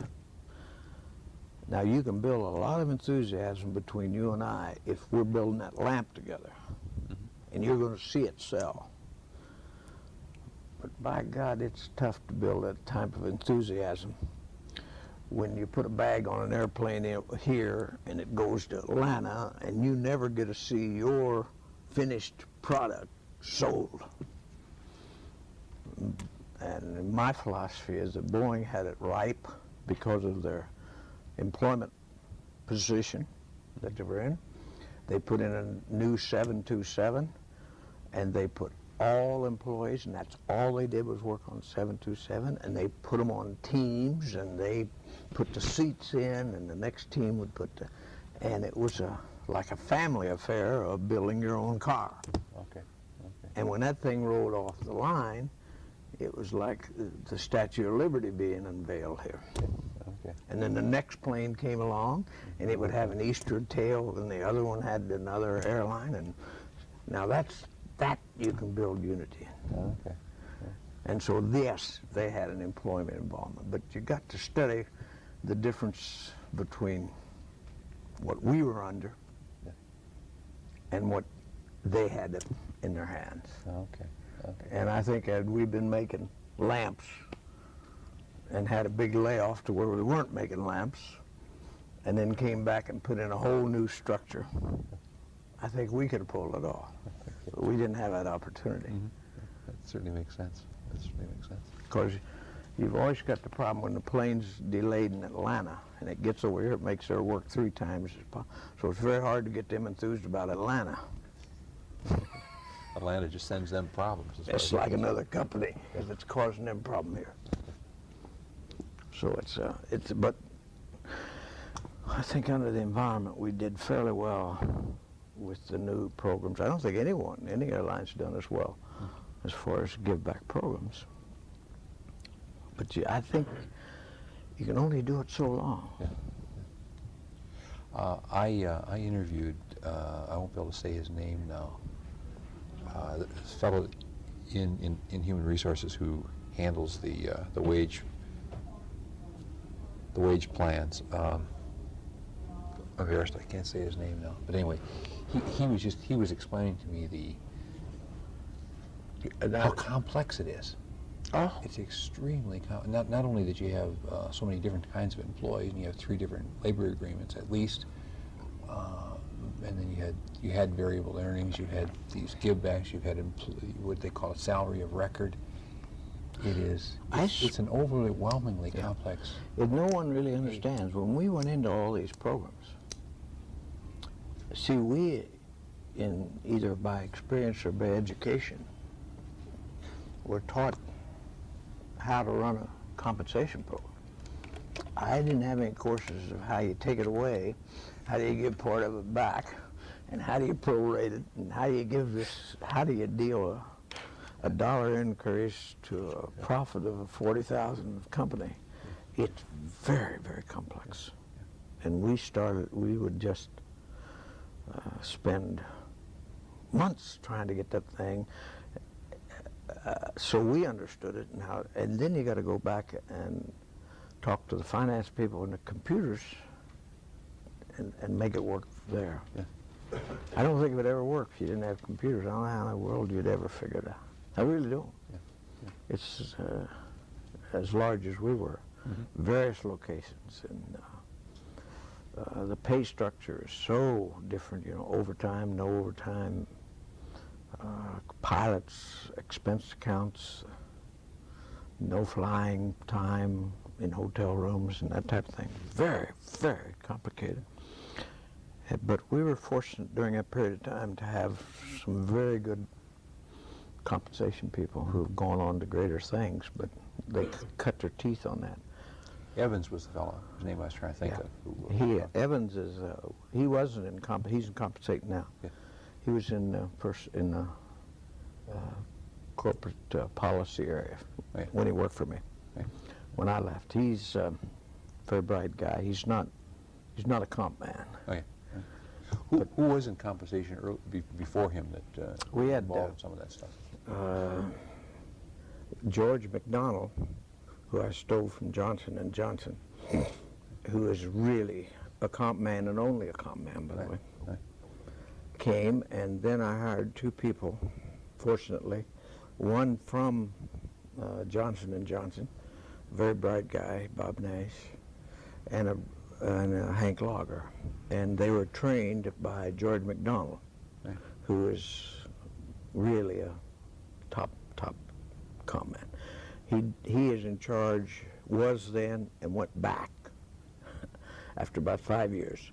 He went back to Johnson & Johnson, and he is their top comp man for all of the various companies that they have, and they have a lot of different companies. And they're very decentralized. In other words, they have a dental department that anything to do with teeth, the wires, and all the things to do with teeth, that's a division. But it's not a division like we would run it. It's a separate corporation. That general manager, if he wants to go buy a wire plant for the dental, he can go buy it. You better be successful. Yeah. So George is there, went back to them. Yeah. But we got a lot of, and then I had comp is my strength in personnel. And so between the two of us, and then we trained two very good men who later become, each of them, directors. Now, one of them went back to Johnson. George stole him from me. Hank Lager went back there, and he's still with them doing an outstanding job, very bright guy. And Nash was an excellent guy, too. And then we had John Heenan, who's equally as good and trained by those guys. I don't know, they do not have a director of compensation today.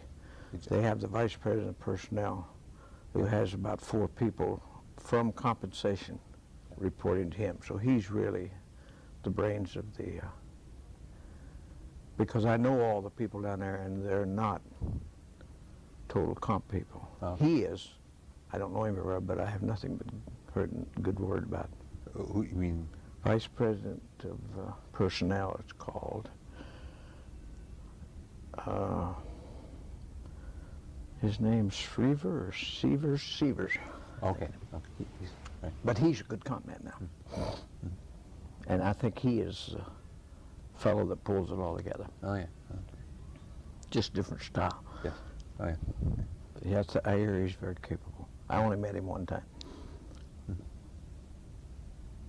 Has the structure changed after you left, or when you were leaving? In the human resource. Yes. Now they call it human resource. Yes, because intentionally we went out and hired, and I found him. In fact, it was part of the hiring process of Johnson, who is now the Jack Johnson. Oh, yeah. Yeah. He's strictly labor. Loves labor and does a good job of it.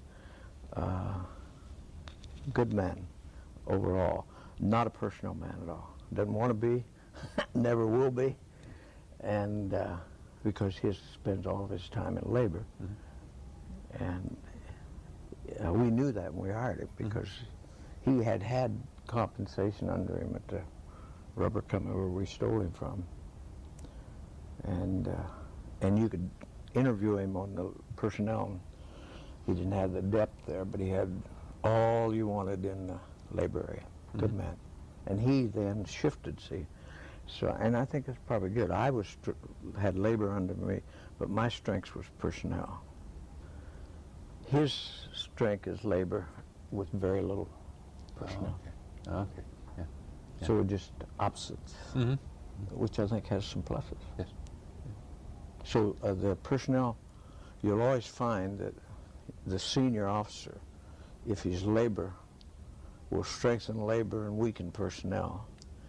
And if he's personnel, he'll strengthen personnel and weaken labor. And I strengthen personnel and probably, to a degree, weaken labor. And now I know that they have the personnel managers reporting to labor, and I would never do that if I was there. Never would you have me, because there's two breeds. Okay. Two breeds. Yeah. A good labor guy is not a good personnel guy, because he goes by contracts rather than people. Yeah. He works with paper all day. Yeah.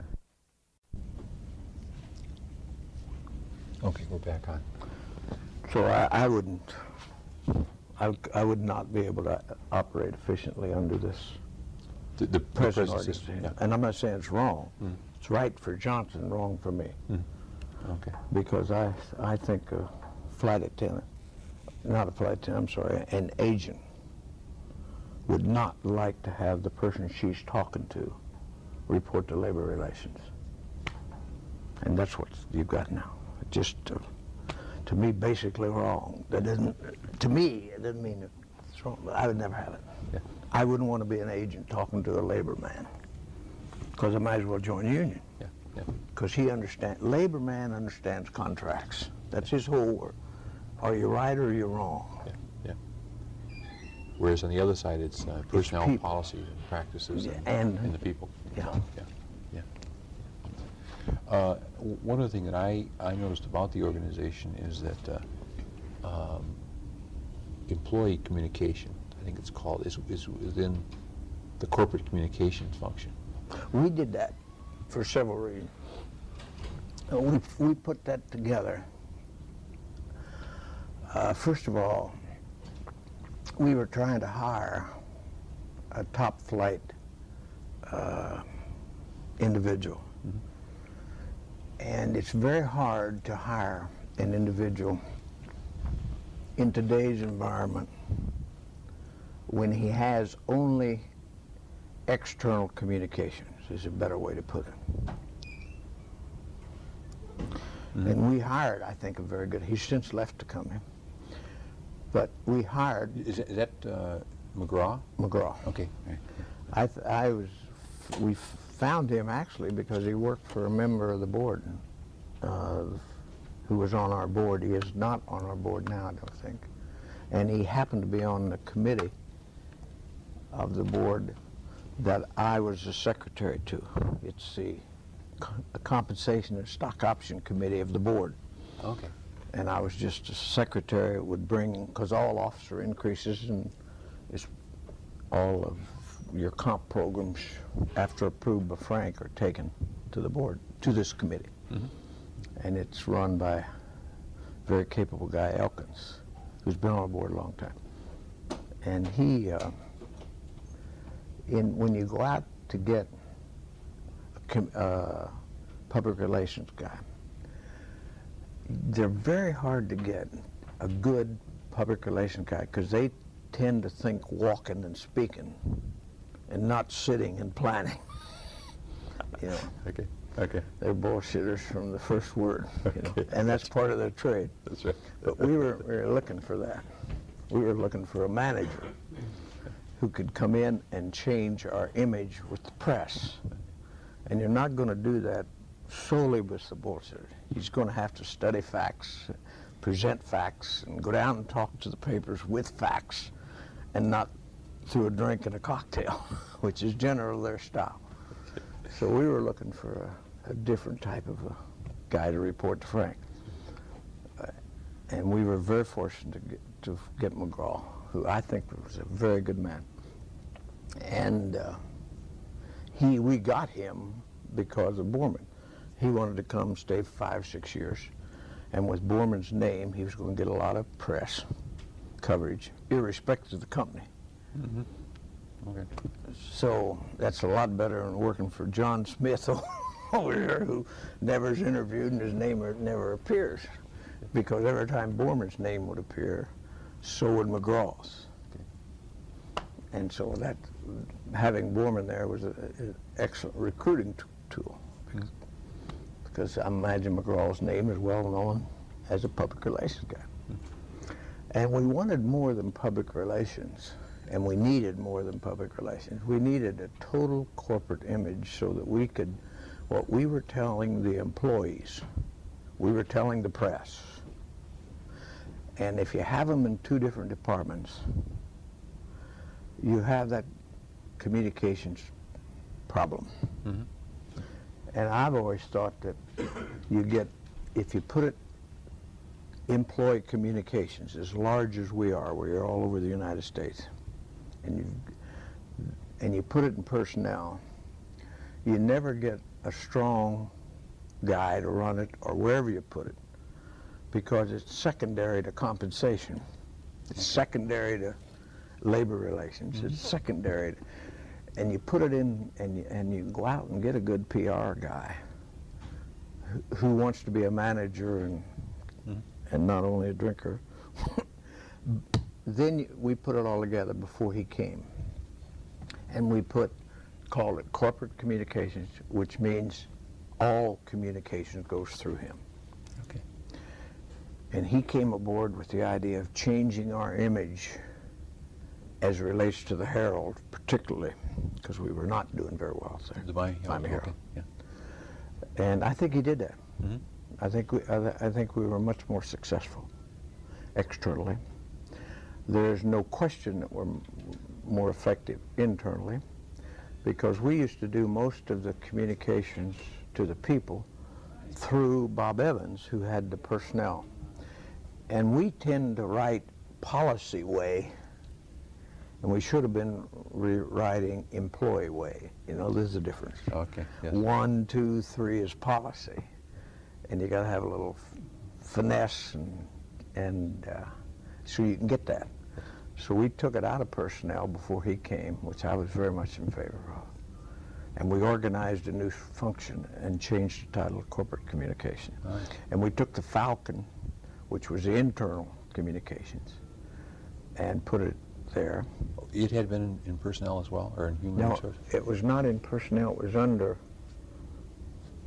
who did Bright report to? I don't really know.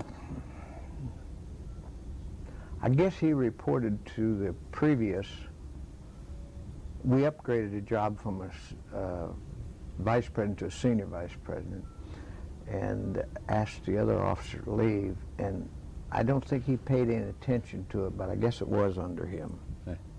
But I'm not sure. I'm not positive. But it wasn't in communication before that? It was not total communications, and what was said to the press had no implication of what was said in the Falcon. Okay. If it was a happenstance. Okay. So we brought him in and let him hire a director of internal communications, which he brought his own man in, and raised the value of the Falcon, enlarged it to have ads so we could get bigger communication. And it became a much better. We also changed, and this function was in my unit. We had consumer affairs, it's called, which was took care of passenger complaints written. All letters going to Borman, which are enormous, are answered by that unit. And also any cargo damage or anything relating to your cargo was put together under one person and reported to me. As soon as Dick got his feet wet, but it was pre-planned because I had told him before he was hired that events are going to come to you, yeah. Because that's external communications. Yeah, it is. It's total writing to people that's lost a bag, and so we moved that under him. so that anything written, whether it's internal or external, is written by the same department. And you get more professionalism because the top man, that's his business. And you get a much better, and it was an excellent move. But to do that, you have to raise the stature of the unit. Yeah. And that stature probably helped them get the replacement for Dick McGraw, who came, who I do not know. I had never met, but he came TWA. Yes, I think that's And right. he's equally as, I guess, competent as Dick is. But okay. I had heard that at one point in the Falcons' history, that it never made any reference to organized groups or to the union.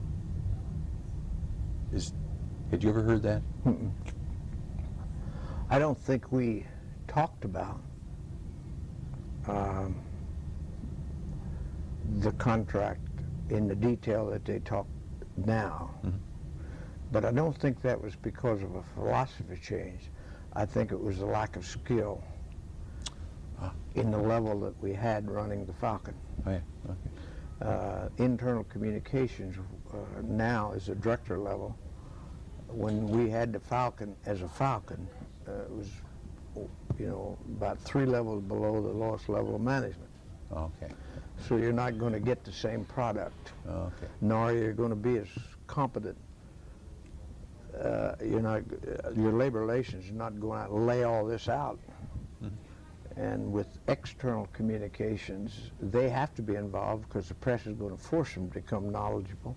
So you can translate that knowledge to the press at the same time you can transfer it accurately to the employees. And that's the plus of having a higher grade of communication. Okay. That makes good sense. That's why. I don't think it was a philosophy change from Frank, myself, or anybody else. We just didn't have the capability to write it the way it ought to be written. Okay. There was a period, I'm not sure if this was after you left or before, that Frank was both the CEO and the president, and then he quit doing the presidency thing, and that was filled. Was that? I've just lost the timing of that. Was that? Had you left already by then? Well, you're talking about when Joe Leonard became president? Yes. That happened after I came, after I left, I'm sorry. Joe Leonard came in, and I recruited him 3 months before I signed out. I spent my whole time recruiting Joe Leonard, finding a Joe Leonard. And one of the reasons... I'm sorry, but you were looking for him, not for the presidency, but... No, but I was looking for, and Frank was aware of this, I was looking for someone well qualified to run a maintenance unit, but with the potential to compete with other senior officers. Okay. Because, we are a technical business. Equally as important, we are a service unit. And so we didn't, in any sense of the word, we weren't out looking for the president of the company, but we were looking for someone that would compete with the other senior officers. Knowing that in my judgment, I'm not sure Frank totally agreed, we didn't have in-house a president. He wouldn't agree with that, but everybody has their own opinion. Okay.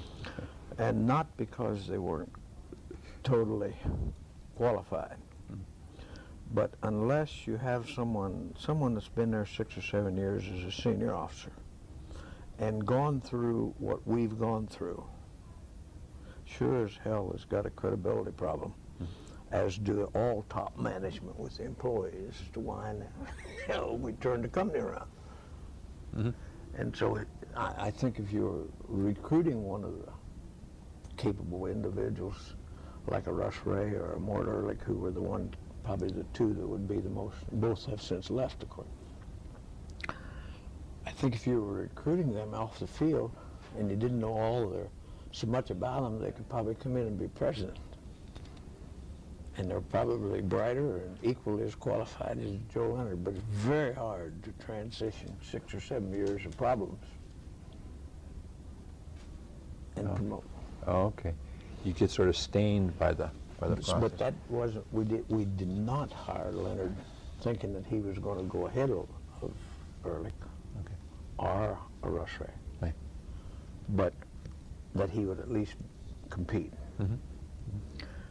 But so and one of the reasons we went after Joe Leonard is that we wanted someone from Northwest, if at all possible, because any time you bring a new philosophy of maintenance into your company, you change how you schedule an airplane in for a phase check and all these things. And we had an excellent guy that unfortunately he had cancer when we hired him. He'd been the top man at Northwest Maintenance, and they've got a good maintenance department. Mm.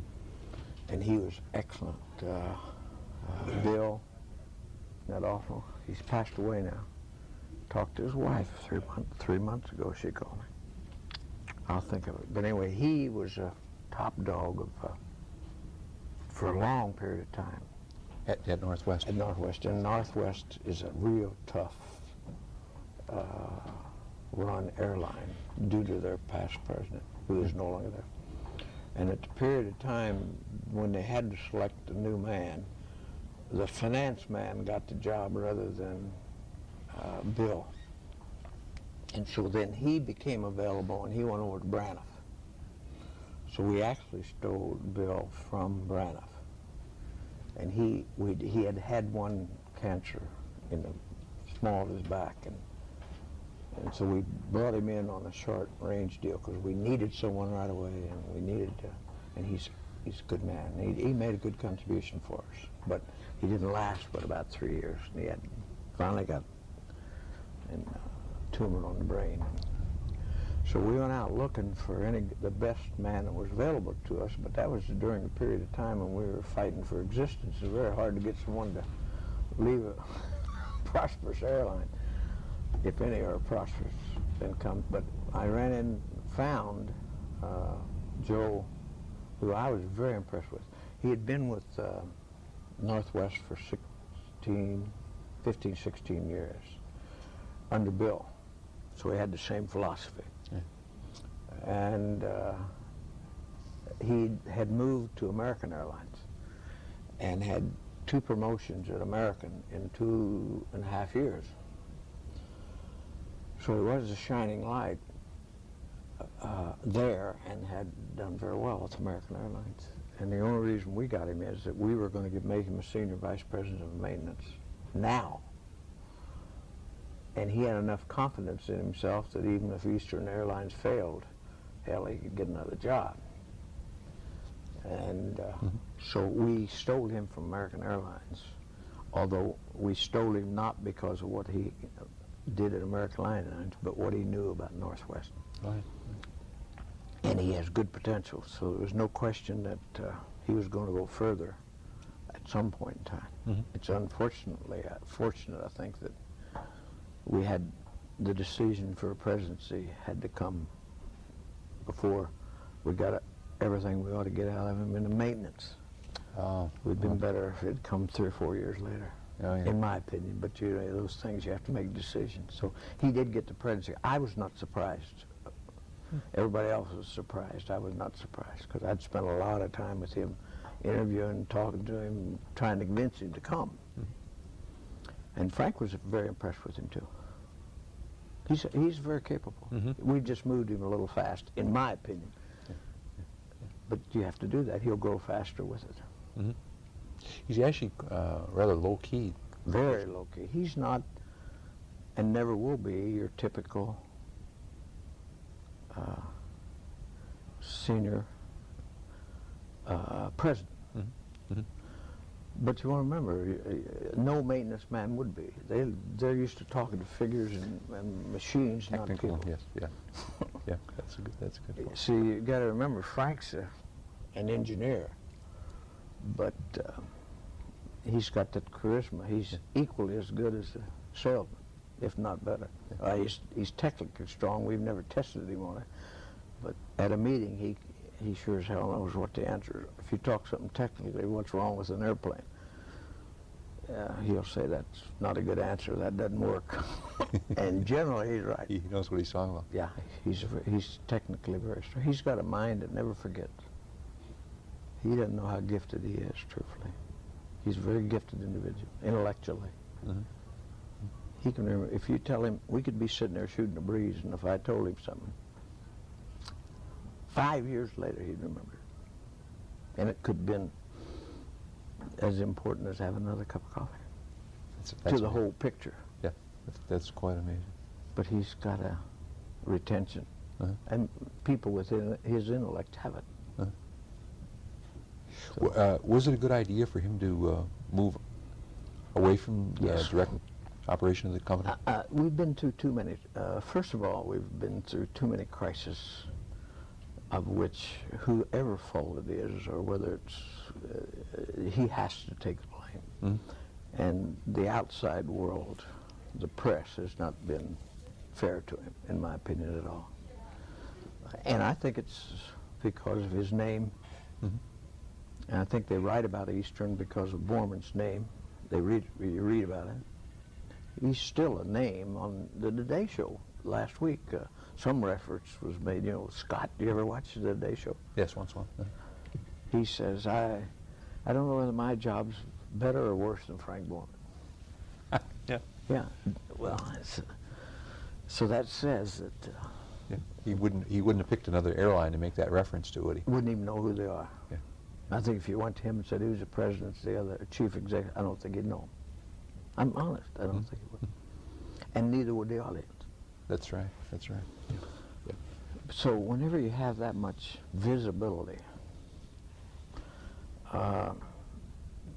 people want to write about it. Because they can go write about Northwest. I don't even know who the president's in now. Don't know his name. The finance guy is retired that I was referring to. So I really don't know his name. So if you were a reporter looking for something to write about the newspaper, an airline, you wouldn't go to Northwest. So if you have to have so many articles on airlines, you'd go to the Eastern. Yeah. And unfortunately, Eastern's posture has not been very good. So you can't write success. And so because of Borman's name and the attention it'll bring, I think he's getting an unfair shake in the president, in the number of articles and in the tone of the articles as compared to the other airlines. You know, American Airlines, Crandall's a young guy that used to be in marketing. Outstanding man, by the way. Very creative and very much of a planner and a good man. Hell, they don't write about him at all. He's probably, as far as success, if there is success in the airline, he should be on the front page of a lot of articles. But hell, no one knows his name. Same with United.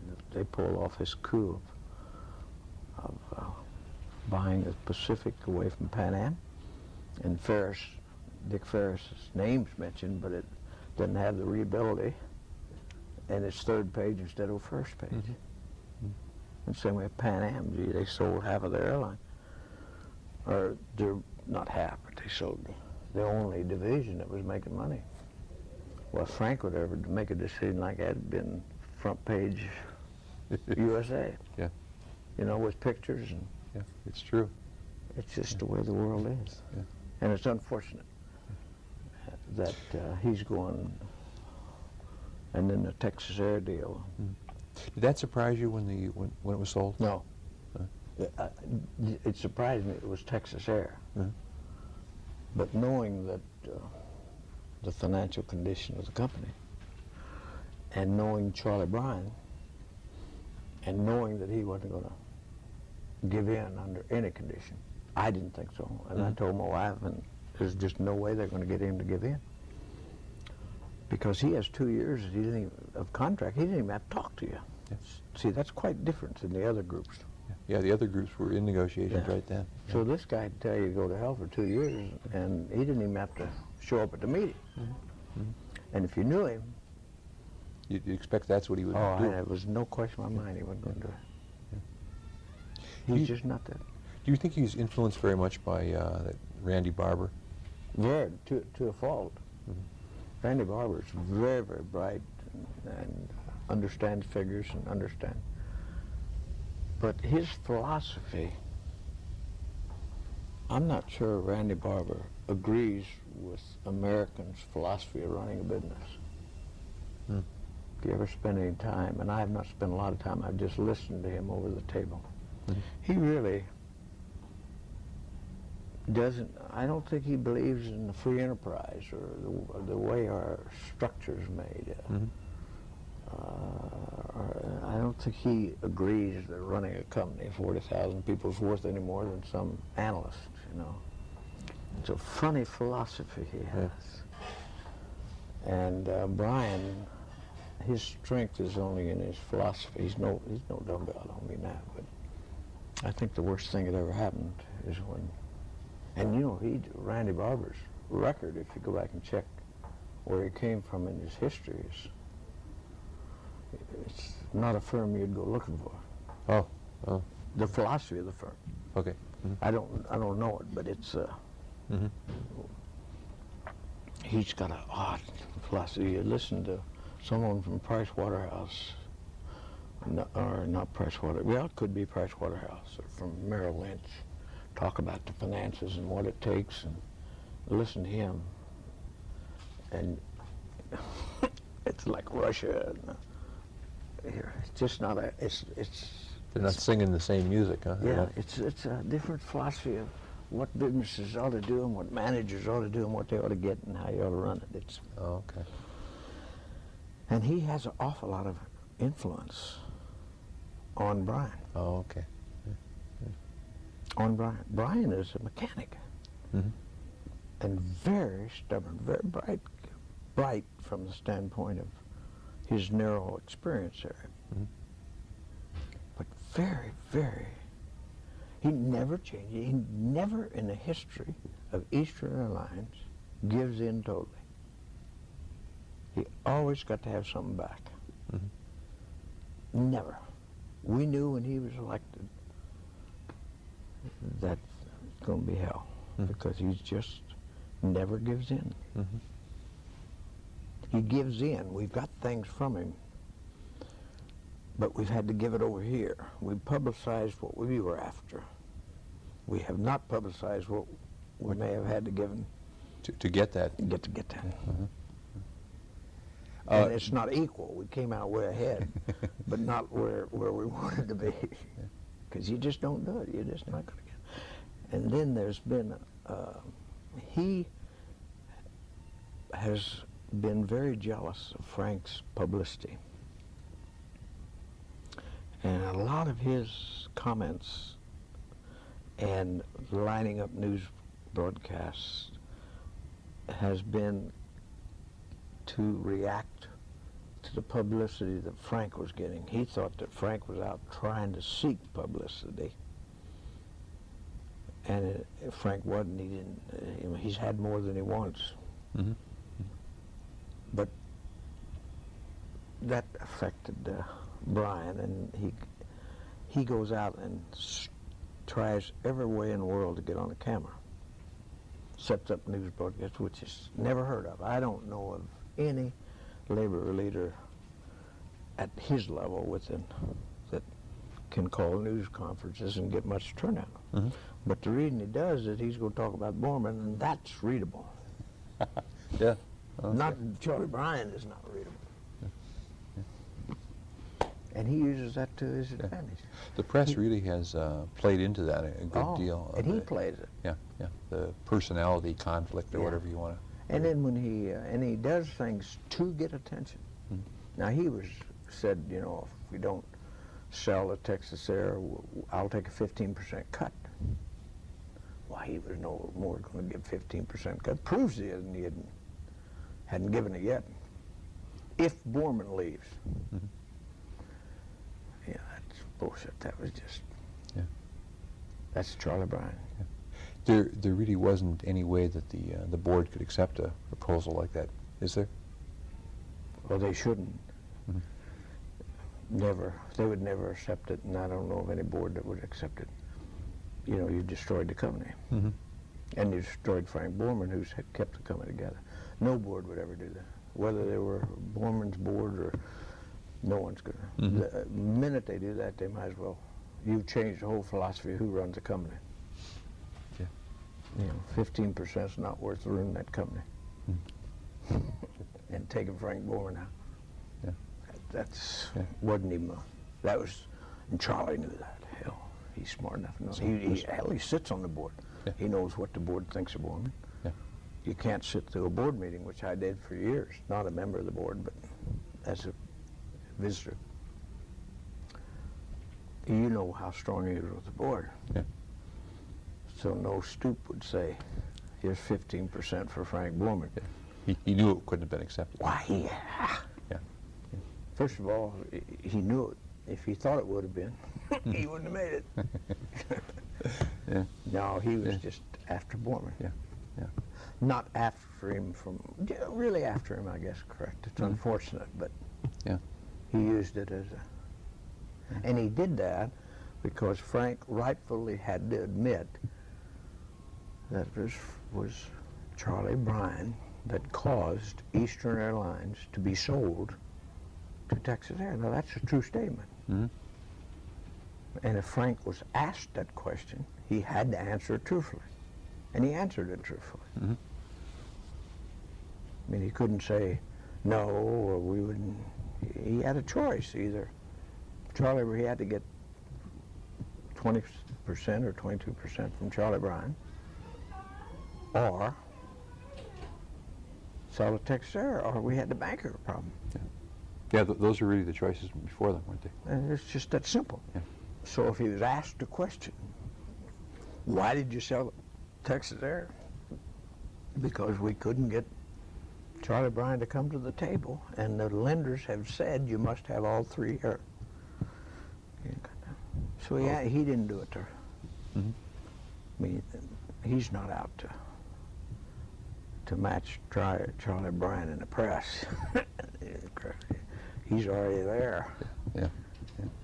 That's immaterial, but he had to answer the question, unfortunately. Mm-hmm. But I think Texas Air is a good move. Do you think it will be good, ultimately? Yeah. I don't know. I don't know how without something like that. I think we've run the course. I hate to say this, but we've run the course of trying to take and get more from our employees and have the bankers so involved that are still going to be involved with Frank Lorenzo. Mm-hmm. Because he now has $2.5 billion debt instead of $1 billion. So he's got a tough challenge. Yeah. But he's got a lot of options, in my opinion, that Frank doesn't have. Mm-hmm. I mean, he's got Continental and he's got Texas, Texas Air is nothing. I mean, they only have a little service group, Mm-hmm. basically. He's since bought a small airline out west, I guess, commuter airline. Oh, I hadn't heard that. Huh? Yeah, I think so. He just lost his president, though. I don't know him. But you think ultimately that will be will be looked back on as a good move by Eastern? Yes, I think because under they stay together as a corporation. if you're saying, would I want to do it? I'd say no. Mm-hmm. Being spent 20 years at Eastern, I'd like for it to be Eastern, period, not Eastern as a part of Texas, of one of the upstarts. Yeah. But when you look, if you forget your own pride, Yes. and from a pure business standpoint, and knowing Charlie Bryan and knowing how long we'd been fighting with the unions, I think Lorenzo has strength that Frank doesn't have. Mm-hmm. Like he sold off all the spots in the, not all.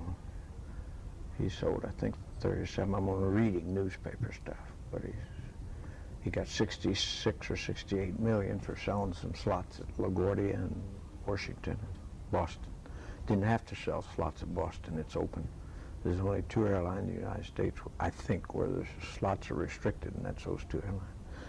And Eastern and Texas, or New York Air has a large percentage of those slots because they both run shuttles competitively together.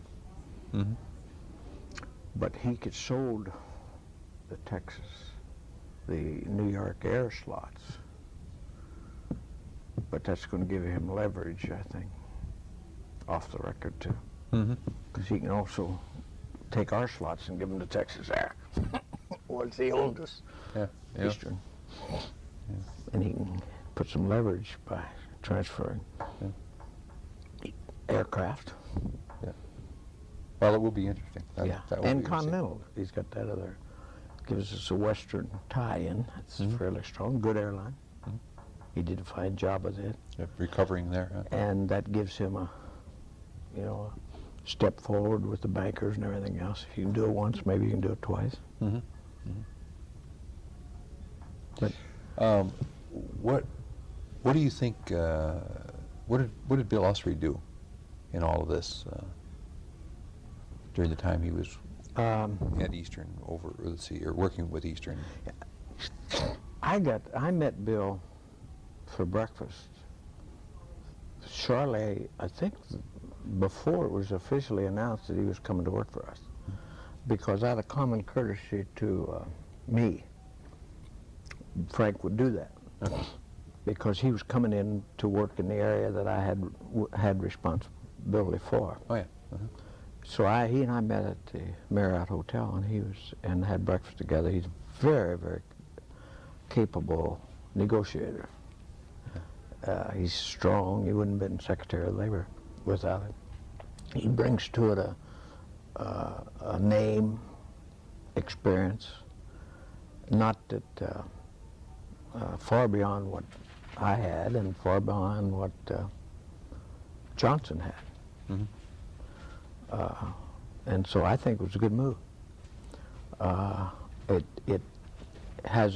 has more pluses and minuses. Anytime you bring a consultant in to take over the lead role that he took over, you weaken the man that's there running the function. Oh yes. I mean, now, I'm not saying Jack Johnson is not equally as capable as he was before Usry came in, but he'll never be perceived that good, because you don't carry someone's briefcase when the crises are on. You're better off being the top spokesman. Mm-hmm. Mm-hmm. And you're not going to compete with a former Secretary of Labor. It's like, same comparison, Johnson can't compete with Usry, nor would he want to, and that wasn't the idea, and he didn't want to, but I'm saying press-wise, employee-wise, it's like Charlie Bryan trying to compete with Borman. It's stupidity. Mm-hmm. So Bill, I don't think without Bill we would got that through. You mean some of the agreements that were reached following his arrival there? Yeah, Yeah. I don't think we would have, because I think he's damn good at that. That's his life, Mm-hmm. Mm-hmm. and he did it well. Mm-hmm. And he had the full support from Borman, which was a plus. Most consultants don't have that type of credibility with the. Mm-hmm. You know that. Yeah, that's true. That's Huh? true. That's certainly true. Yeah. So Bill's very lucky that he and Borman hit it off so well. But they would not have made it without him, in my judgment. So it has to be good. I think in the long run, it hurts your own local labor relations. I think you agree with that. Mm-hmm. Would it have been better then if Usry had been a part of the organization rather than a consultant, brought in? Yes, but I don't think he'd take that job. Mm-hmm. Yes, if we could hired him to run labor relations and taken it away from personnel, separate the two units. Yeah. Oh hell, that'd been excellent. Yeah. That'd been much better. But Bill Usry's not going to give up his business and get messed up in that on a full-time business. Yeah, yeah. So I don't think that was a choice. But I'm sure Frank pursued that. If he didn't, he's smarter than that. I'm sure he'd pursue. But you're not going to hire former Secretary of Labor to be a senior vice president of labor relations. Yeah. I mean, it's foolish. Yeah, that's a good And point. I'm not sure that he could have been as successful with it, by the way, because he had been in the management structure. And as a consultant, people visualize that he has more decision-making and more influence on Frank because he doesn't report to Frank. But there's no difference actually, because if Frank don't want him, he can tell him to go tomorrow. He's out, yeah. But they don't see it that way. Yeah. They see him as being an independent negotiator, and he isn't. Yeah. He works for Frank Borman and gets his meals through Frank Borman. He can cut off. He could cut off Bill Ursher as quick as he could cut off Marv Amos or Johnson or anything else. So that's not a good rationale. But the press and the people don't visualize it that way. Yeah, that's the way they would perceive it. That's a good point. Yeah. So it's a. But hell, if you could have hired him, he should have been hired, and he would have been hired. I'm sure Frank would put him in. But hell, I don't know if he had been as effective because of the union or the normal people feel that reporting to someone is stronger than being a consultant. I mean, your chances of getting it through Borman or through any executive is less if you report to him than if you're a consultant. And in my opinion, I think I had more influence on Frank over the period of time, and we had a lot of consultants in, than any of the consultants. Yeah. But I don't think those weren't crisis type decisions. And I think, generally speaking, a consultant comes in to give the individual that's in charge of the function new thinking, new approaches, his experience. But I don't think generally a good executive immediately downgrades what he's been living with in any function. He's going to put them both together, because that consultant, one good thing about being a consultant, whether it's right or wrong, you're gone. And you've already got your money. So it's... whether it's the officer of the company has to stay with it. Yes. He has to stay. And for Frank to take the advice of a consultant against, and I don't think that ever happens very often, because generally who brings a consultant in this case Frank brought him in, but generally the consultant's brought in through the suggestion of the person who's got the function that he's going to work in. Now, whether the decision was made before he talks to the guy, at least he's part of the process. But no, we use a lot of consultants, very successfully. Do you think that over the period of these crises, particularly sort of beginning with the early 80s, Eastern did as good a job as it could have of persuading the employees of the seriousness of the problem? I think we did a better job communicating than the others, because we accomplished givebacks and the rest of them didn't. So now, whether we externally did as good a job, we sure as hell did better inside, or we wouldn't have got all the givebacks in the 80s, because T.W. Avner never got them, and they were fighting for them. They didn't even try until after we had got two. So if you're saying, did we do a good job, some way of convincing the external people, because we must have convinced the internal. Or you wouldn't have gotten them. No. And I don't think you ever get good press when after you give me $2 and someone talks to you, you're not as happy as before you had. I don't care who you are, you're not going to smooth that over. Yeah. You can't even smooth it over with your wife because she asked for $10 and and you're asking for something that's just, we're not made that way. Yeah, yeah. It's bad news, is what Bad it is. news, and bad news, it's bad news.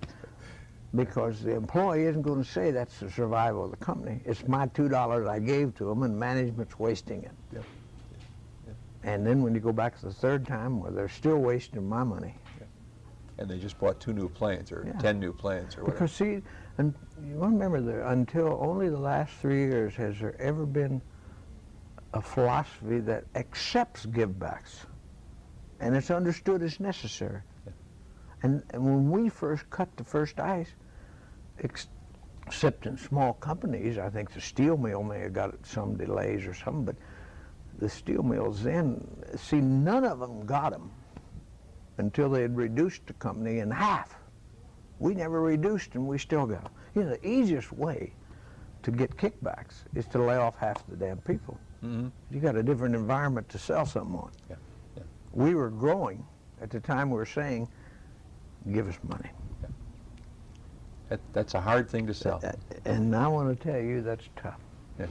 You can go back to any industry and close it down or lay off, and then they'll start talking to you about giving money. I know of no situation, I'm sure there are. I know there's no company as large as we are that ever got anything back in '78 without a big layoff, like half of the company. Mm-hmm. That's why I'm not I'm very impressed with Boeing's program. But that's a lot easier when you got 30,000 people out on the street. You really have people's attention then. Yeah, Yeah. it's you can't even sell your kid on taking $1 away from his allowance. Yeah. I don't care who you are. Mm. It's You've done some recruiting for people, senior executives. all of it. You have- Frank's delegated that very, very. I enjoyed. That's one phase I enjoyed. I don't Yeah. think I've ever taken anybody to Frank Borman, and he will spend, which is what most people do. He'll spend 2 hours with them. Never questioned salaries. Never questioned what he had given the benefits. Never questioned what he given guy in movement. That's your business.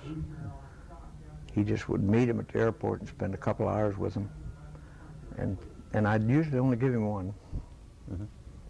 And he'd hire him. And that was probably one of the greatest satisfactions I had with him. I would think that would be, that Yeah, level it's a of good confidence. satisfaction, like Leonard. Yeah. He was not, he was high on Leonard, but there's a couple others that I could have sold him on, but I liked Leonard very much. And McGraw, you reached out for him as well? You recruited McGraw? He never would talk to anyone. He wouldn't, one thing that I really respected and enjoyed about Frank is that Okay, we'll go back on. he never get involved, and we hired a lot of people. McGraw, for example.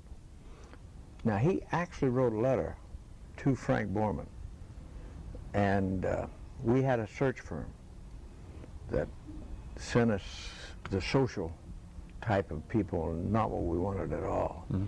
He wrote a letter to us, to Frank, which Frank read and handed down to me. And since he was working for a member of our board, not directly, Mhm. but he was their public relations guy for their one of their largest divisions. Then I immediately got a hold of the board member and said, we've got an application here and he looks pretty good. And he let us have him. He let us start talking to him. Mm-hmm. And I spent a lot of time with him in talking about the organization and what we really wanted, and we wanted a whole different type of a person. We didn't want a cocktail man and a bullshit. We wanted a manager. Yeah. And we wanted a whole new image, Yeah. as best he could do it. Yeah. And we wanted him to you know, see what he could do to internally and externally upgrade our. And he was by far the best man we interviewed. Right. The consultant sent me dogs. They had big jobs and big name things, but they weren't what we wanted. They were people that would go talk to senators and congressmen, and we didn't need that. We need someone to talk to us and then talk to the press and get there. And Dick was a good man. I didn't expect him to stay over 5 or 6 years, by the way. Yeah. He wanted to do a good job for us and get his name in the press by using Borman. Had we had John Smith as chairman, we wouldn't have got him. That's funny. That's funny. But I interviewed him, spent a lot of time with him, did a lot of reference checks on him, and he would write 3 or 4 page my feel of his strengths and weaknesses and how he fit into our organization. That's very important. Is he compatible with the other senior people that report to Borman? First of all, is he compatible to Borman? Mm-hmm. And some people can't go with Frank's style because he's very demanding and very instant. You're not going to be relaxed with Frank Borman. And you can't be afraid of someone as strong as he is, because he's strong, very strong person. Now, a lot of people think strength like that is a fault. I like someone strong like that, but you can't cow to him or you're of no value to him. Mm-hmm. You know. So you'd have to make those kind of assessments as an insider who knew. You can't Frank bring someone that wouldn't fit in with Frank Borman's. You know, 2 or 3 people I interviewed, the hell, they wouldn't last a week. Frank, Christ, he fired me the first week he worked with him. He fired you. Yeah, That's right. He fired me before them. But Dick was a good man, and Dick was from Washington at that time, around Washington. And Frank had a meeting. I wrote up a big report on him, and I'm sure Frank talked to, I'm trying to think of the former Secretary of Defense. Isn't that funny? I can't think of that. He was on our board, and he was on my committee. The committee that I was on, not my committee. I'll think of it. I'm sure Frank talked directly to him. And Dick, which was a plus, had spent 2 months traveling overseas with the chairman of the board, Searle, a chemical company, which has since been sold. Oh. Don Rumsfeld. Oh, okay. Used to be former secretary. Very powerful, very bright guy. A lot like Borman. A lot like Borman. And I'm sure Frank talked to him, but I spent a lot of time. I interviewed him for 3 or 4 hours. I started them from birth and walk them right on through to where they are now. And that way you can find out, you can see when they're slipping away from this area and don't want to talk about it, and slipping away from this, and instead of letting them control it in a very informal type, just like we're trying. And Frank was having some type of a meeting in New York, and I arranged for him to talk to Dick at the hotel. And he spent maybe an hour with Dick and called me up and said, make him an offer. And we hired him. And he did not get involved in salary moving, which is good. Because he's naturally wasn't as familiar as, nothing's a secret. And so he may like him well enough to pay him anything. And then we'd have 2 other senior officers. Complaining about that, right? Yeah. And so he has to fit, Yeah. both from a personality and ability and style with what he's going in with, plus salary. And Dick, I think, did that. But were there any others of the current senior managers that you were involved in recruiting? all that while I was there.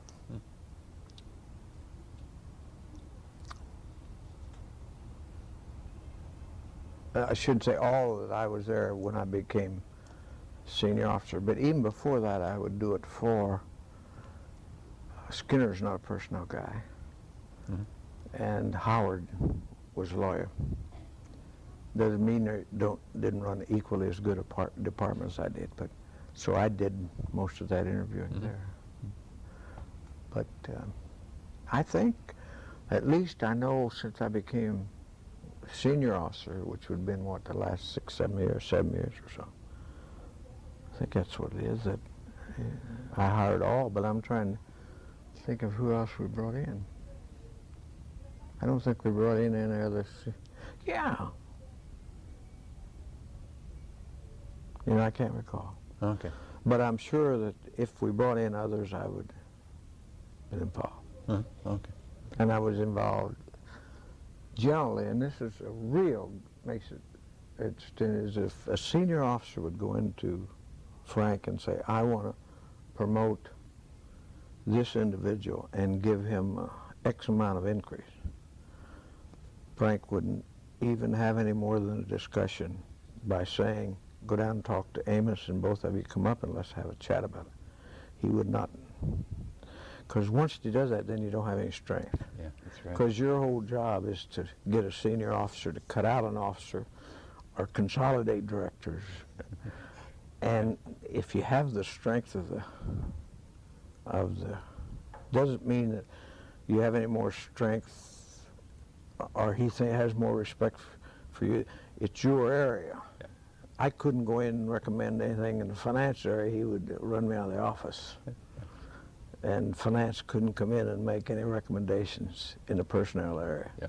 He's very strict on that, and that's a plus. Oh yeah, yeah, that makes. You can't screw around, you know.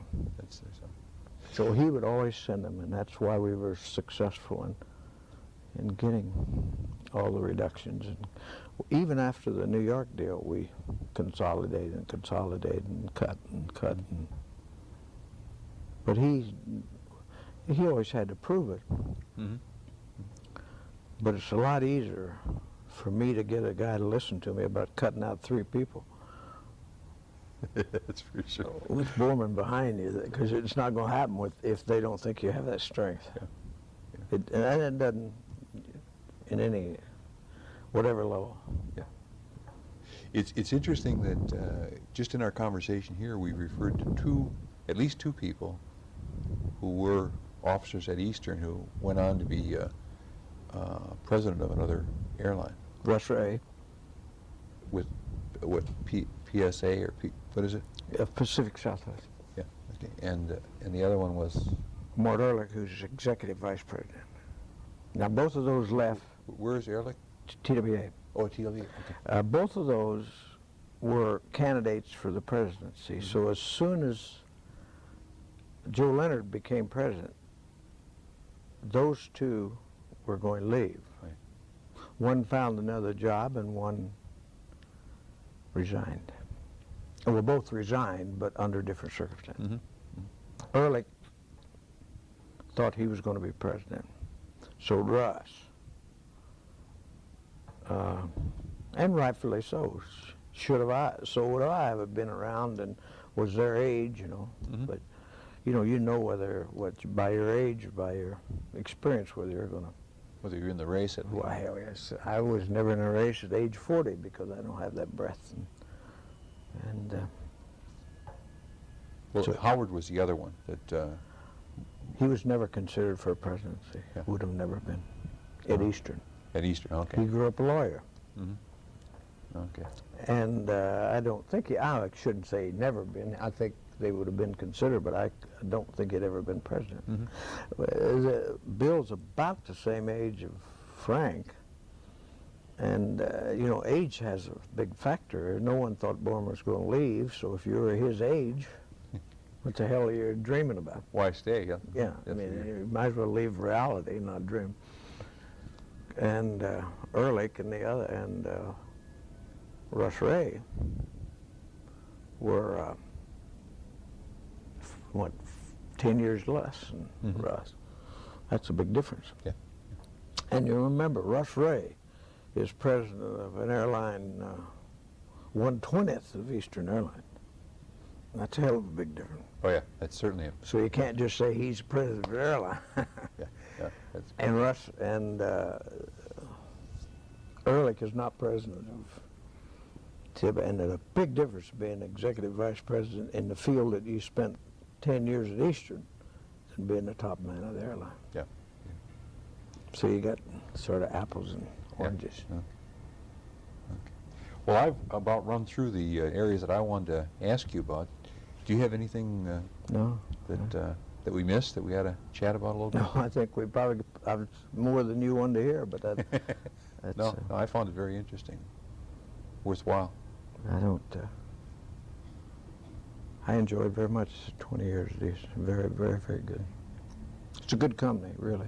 A lot of good people. Did you ever look back and say you should have stayed at No, up in New Jersey? no, no, No? no, no. You thought it was a... No, it's the best thing that ever happened to me. Uh-huh. Best thing that ever happened. I think it's one of the toughest managerial jobs that there is in any industry, is the airline industry. It's the only company of any size that every employee has bumping rights all over the United States. Now, Ford Motor Company can talk all about their corporate policies they want to, and Chrysler and all these big corporations, but they'll close a plant in Ohio. Those people have no rights to any other job. And by God, that's a different managerial responsibility. Uh-huh. You close a plant in Indianapolis, and those people go out on the street unless there's openings at another location, or unless management wants to give them that right.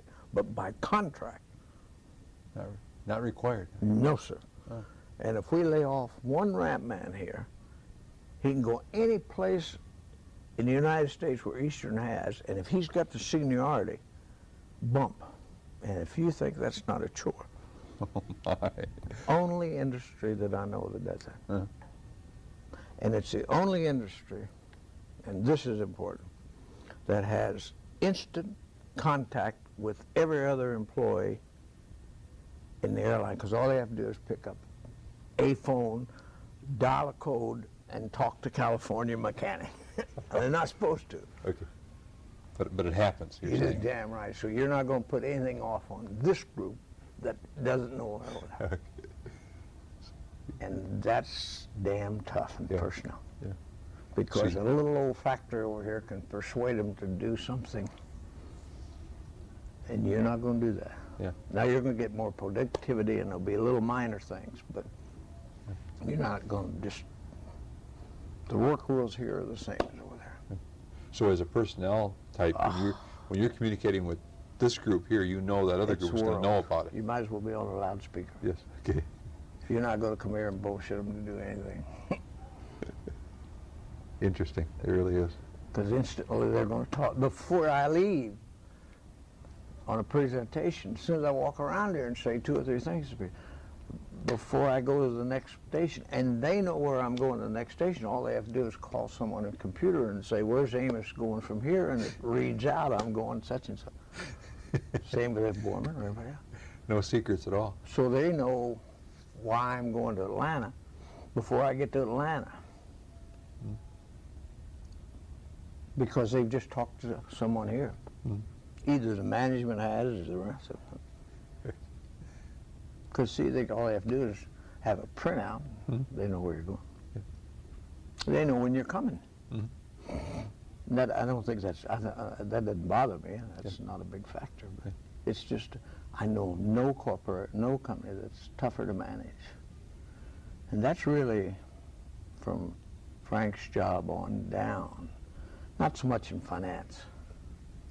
Although it is for us, because we talk more finance. In most companies, you know, we deal more 80% on finance than talking to the employees. Yeah. But Yeah, that's a big generally topic, right? speaking, Yeah. you know, Johnson & Johnson, I don't think those people ever heard the word finance in a meeting. Well, and you add to that just the transition in people's thinking that was necessary because of deregulation Yeah. and the introduction of Well, competition. you still had that before. Deregulation isn't all of the airlines' problem. Oh, you mean there are other problems beside the deregulation? Yeah. Yeah. Yeah. Because of even without deregulation, that airplane's going over to Atlanta, and if it's 20 minutes in Atlanta late, you could have a problem here or over there, and it's just, Oh, okay. See, it's different making that lamp, Yeah, boys. yeah. Just the nature of the business. You don't have a single, you're part of something moving through the air. Yes. And it's hard to get attached to it. But there is an enthusiast, and it's, once you're in an airline, you never want to leave it. And everybody thinks it passes. That's a big factor. It's just it's a different world. You know, you can get excited about an airline. I cannot get excited about making lamps, Okay. Right. Yeah. Yeah. but you can get excited about it, Yeah. and everybody does. So that's something you really have going then with your employees. Huh? Big plus. Yeah. Big plus. But it has its disadvantages. But I think more advantages than disadvantages. It makes you you're a different manager when you're talking to because you talk to one person, you're talking to 40,000. Yeah. Because remember, someone from here left here and is practically in every city, probably. Yeah. Mm-hmm. But it's an exciting business. I don't miss it. I'm glad to be out of it. Oh, you do not miss it? Yeah. No, I Yeah, don't. you're enjoying retirement. Very, very much. More than I thought, because I'm a very active type person. And but I was fortunate that we sort of phased out. Mm-hmm. Johnson took over, and I was over to the side with personnel for I think 3 or 4 months, and then did a lot of. I recruited Leonard after I had been relieved of the command, or Right. I was getting ready to retire and been relieved. And I didn't even introduce him to Johnson until after he was hired. But see, that was a responsibility Frank had said. He would take care of that. It was Leonard, not McGraw. I may have said McGraw. It was Leonard. Yeah. Mm-hmm. And I was still on special projects for Frank up until the retirement party in end of July. Getting to be almost 2 years ago now. Mm-hmm. Yeah. But I had a little problem while I was still living in Miami. I would not have been able to retire and stayed in the home that I'd been in for 20 years. You're too routine. Uh-huh. You have to break that. Yes. Yeah. The clock gets off, goes off in the morning. I'm in Sanibel. I have no worry about what happened to Eastern Airlines. But if you're Still in the same house Yeah. that's hard to break. near the office, yeah. Your best. And of course, we built our house here in Virginia 7 years ago, and we've had our condominium in Sanibel since '72. So I've been getting ready to be 60. For quite a while. Yeah. Yeah. So it was. You have to get yourself ready. Yeah. Particularly with the 24-hour, 7-day-a-week business. Mm-hmm. But I enjoyed it very much. But I'm happy to be gone. Mm-hmm. Well, this has been enjoyable. I really One of appreciate the your- reasons I think that officers should leave at 60 and 62. Junior officers are supposed to leave at 62. And senior officers are supposed to leave at 60. You can get permission to stay longer, which is fine. Wayne's staying after, and I Yes. think that's excellent. You know, it'd be terrible if he left with the finance problem. But I think it's time. It helps you recruit people underneath, because they know that guy can stay till 65, 67. And, Yeah. you know, they know that at 60, most is senior officers. And our pension, our retirement supplemental. See, we have a regular retirement and a officer's retirement. Mm-hmm. If you leave 59, you don't get anything. If you leave at 60, when you're supposed to, you get 2 retirements. Oh, yeah. Yeah. That's a pretty strong inducement, isn't it? Damn right. Yeah. Well, it's an inducement to get the hell out, and it's an inducement to stay to 60. So it's Yes, it works both ways. Yeah. which is what it's supposed to. Yeah. And it's good for the junior officers Mhm. and Place, directors. place to move up, yeah. Uh-huh.